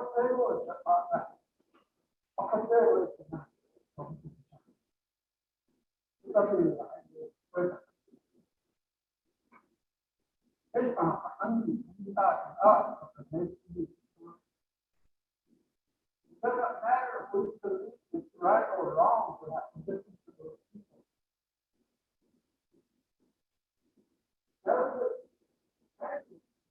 It's not favoring certain people. That issue was brought to you. But now it's so our job is to bring it in front of the people. It is not. To me, I thought easy. What's going on? Oiga, como uno, so we have to credit agenda.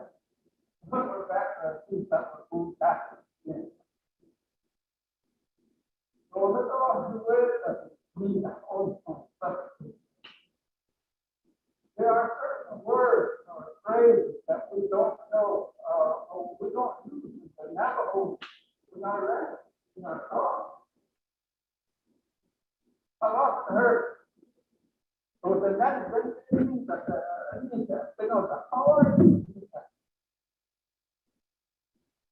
It's okay to answer, I guess. Remember. The next step was down. Let me say. Hold on, you fellow. There must be something wrong with us. That's the thought that we get. Let me say. Those are some of the things that we don't do.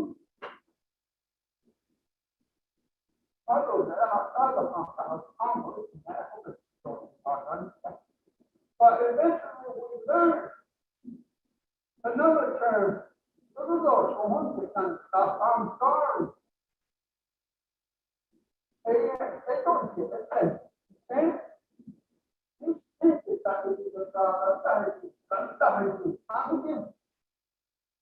We learned it for years.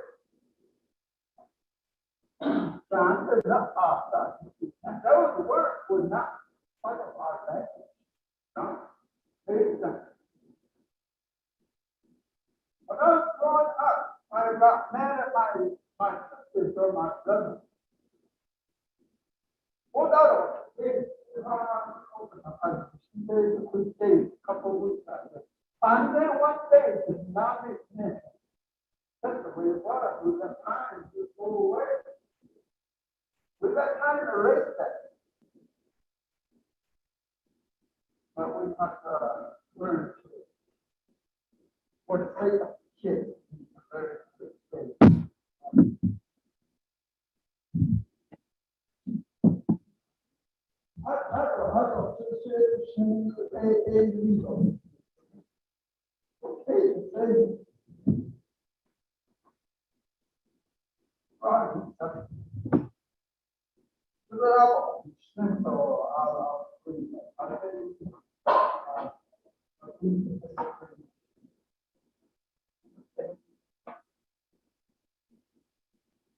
Yo,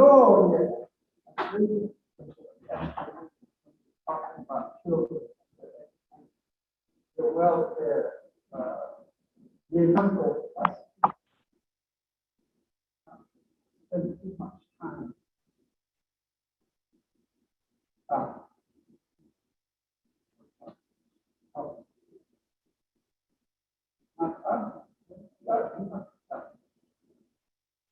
Every people, and he's spending too much time arguing, not progressing, then we're not getting.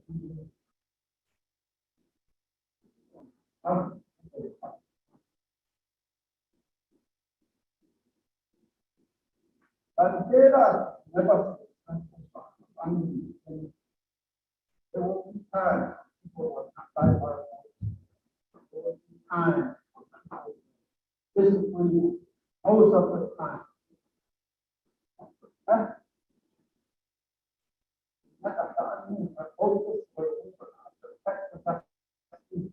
Well, when they don't look, with that person, just one vote out of 1,000 other votes. Yeah. Not that.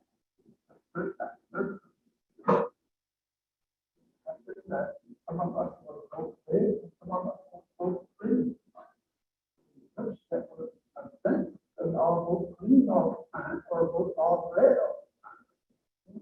Not better, but all. Well, I sure know about that. That was a mega stuff.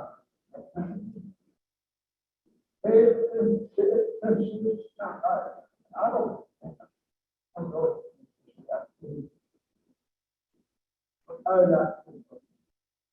Nada. Vos aquí, para los países, no puede América, pero no puede para los países. Ahora no puedo hablar con pero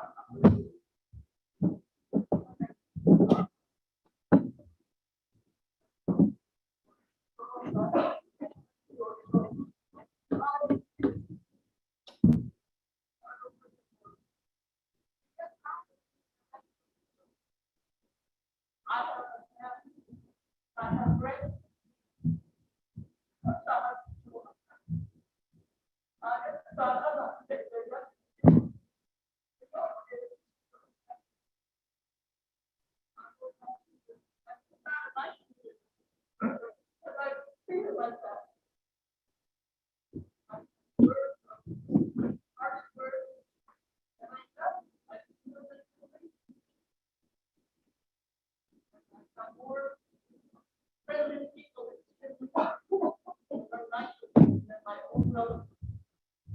I'm just, I didn't get it, I am,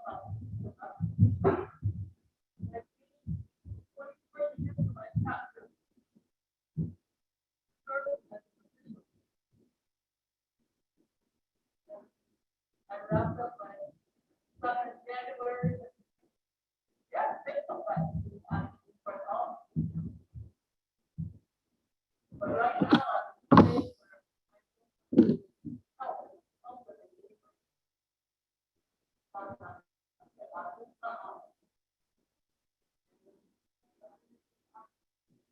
I get a lot of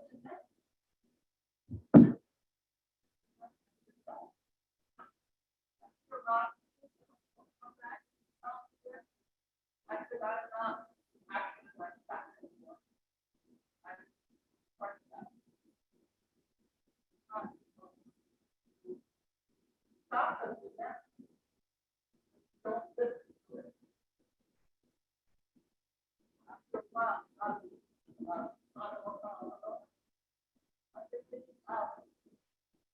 it blooms, it grows faster than doesn't need water to get bigger.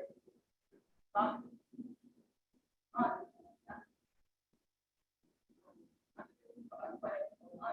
will admit. Act on it right away.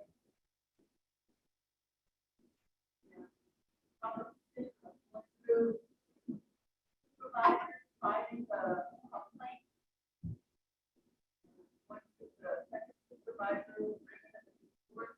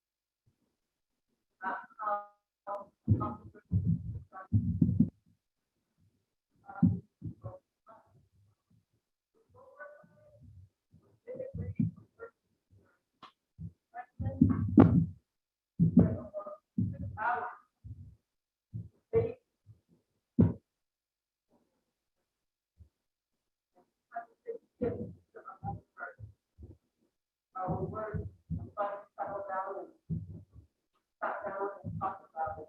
It's time for us to sit down and work on it.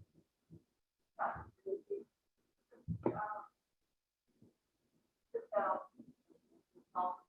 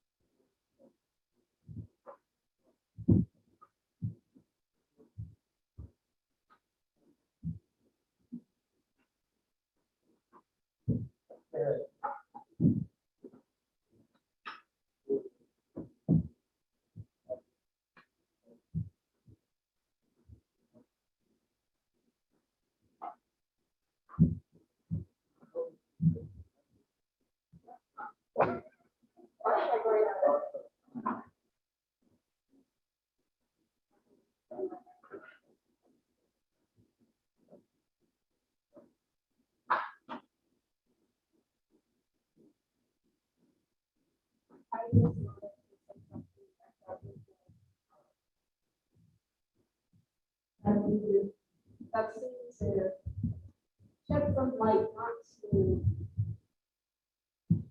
any bad because It just take a conversation and no longer wants to have it.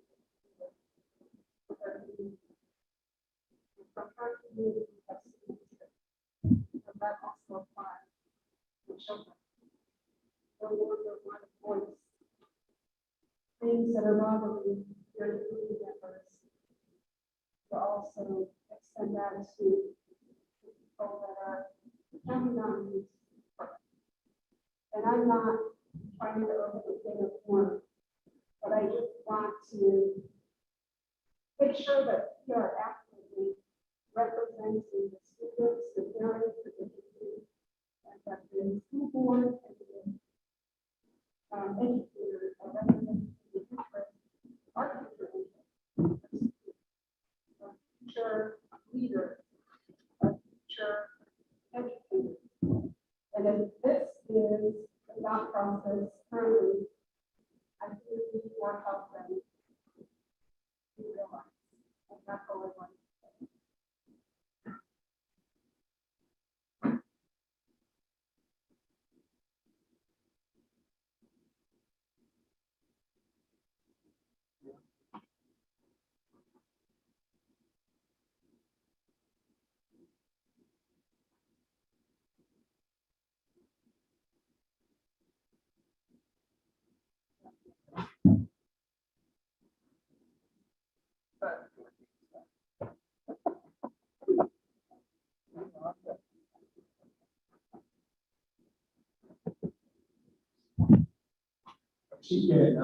Thank you. And, I was up in the article, I mean, I appreciate you saying that all day, and I do mean it. So, with all, see, I mean, we have to think about what we say, what we're saying. Ourselves, as individuals, as leaders, not just because we're at the tail end of the meeting, but we want to be honest with ourselves. I also want to be transparency. Chapter here at school on submission. And I want to also say that, you know, I'm here because I've been here for 8 years.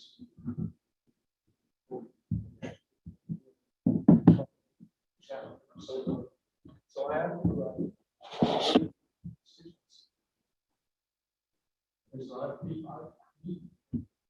Way I understand the comments. There's a bunch of people, especially who I represent, the southern area of the chapter. So nobody knows this. That's it. So that's so what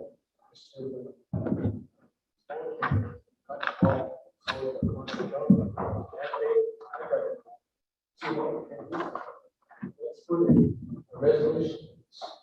So so 8 a.m. I think again, as I said, if everything goes okay, all of us. Something happen. Talk a little bit about that. We need to see all comments are well taken. I respect the committee. Representative, there is comments. Sound like there's comments. But probably comments. So, and also thank the school for the lunch.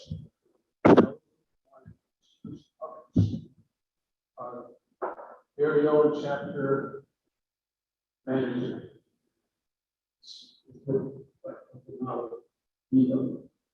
Service, even missing the fact that we've been missing reports of the school.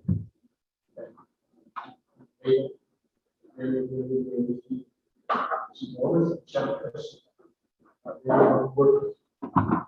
Respect support them for that. Thank the officials. I see myself, down at the meeting. One of the sheep. Well, but you do, myself, so, therefore, resolution. How do we get there? Someone has already, like, yeah, that's all.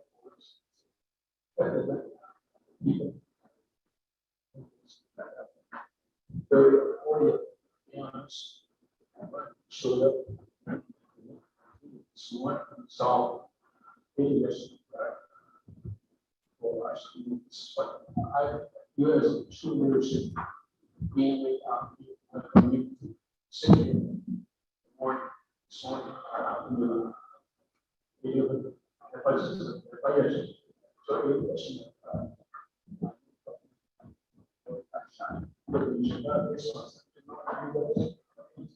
when you're going, you all know, 110 chapters. She said, oh, they would have this. I did. Joy, she school, so, I agree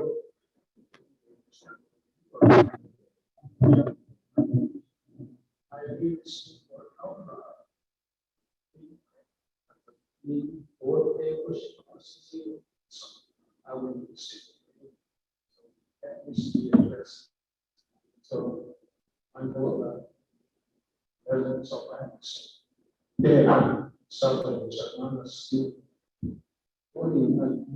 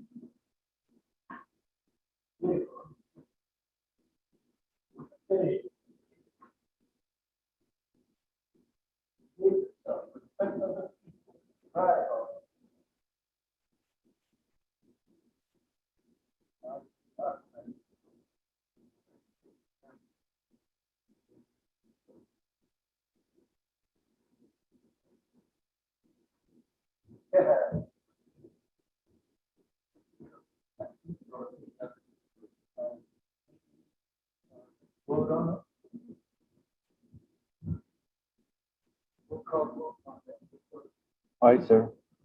Honorable Paul Begay Jr. Paul Begay Jr. votes green. Honorable Pernell Halona. Honorable Pernell Halona votes green. Honorable Colorado Slater.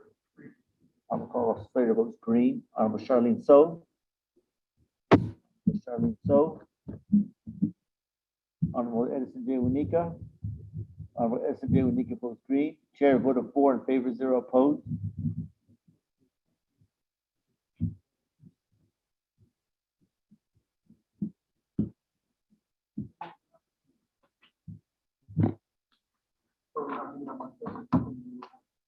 No, we're meeting Wednesday.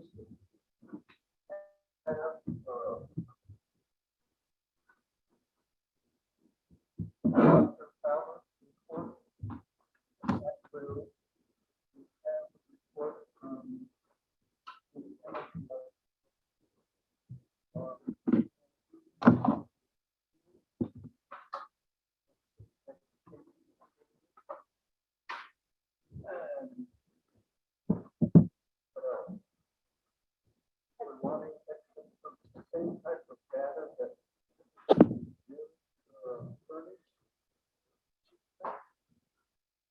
Academic project is one. CIE furnished that.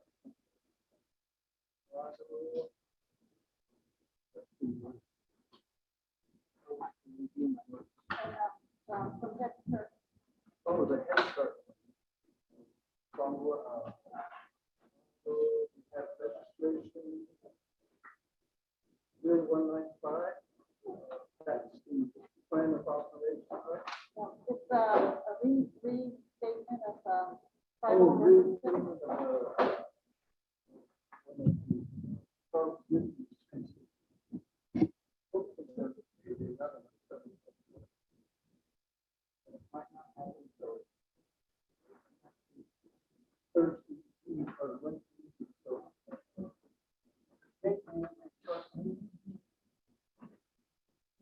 in the federal journal. There's 10 journals.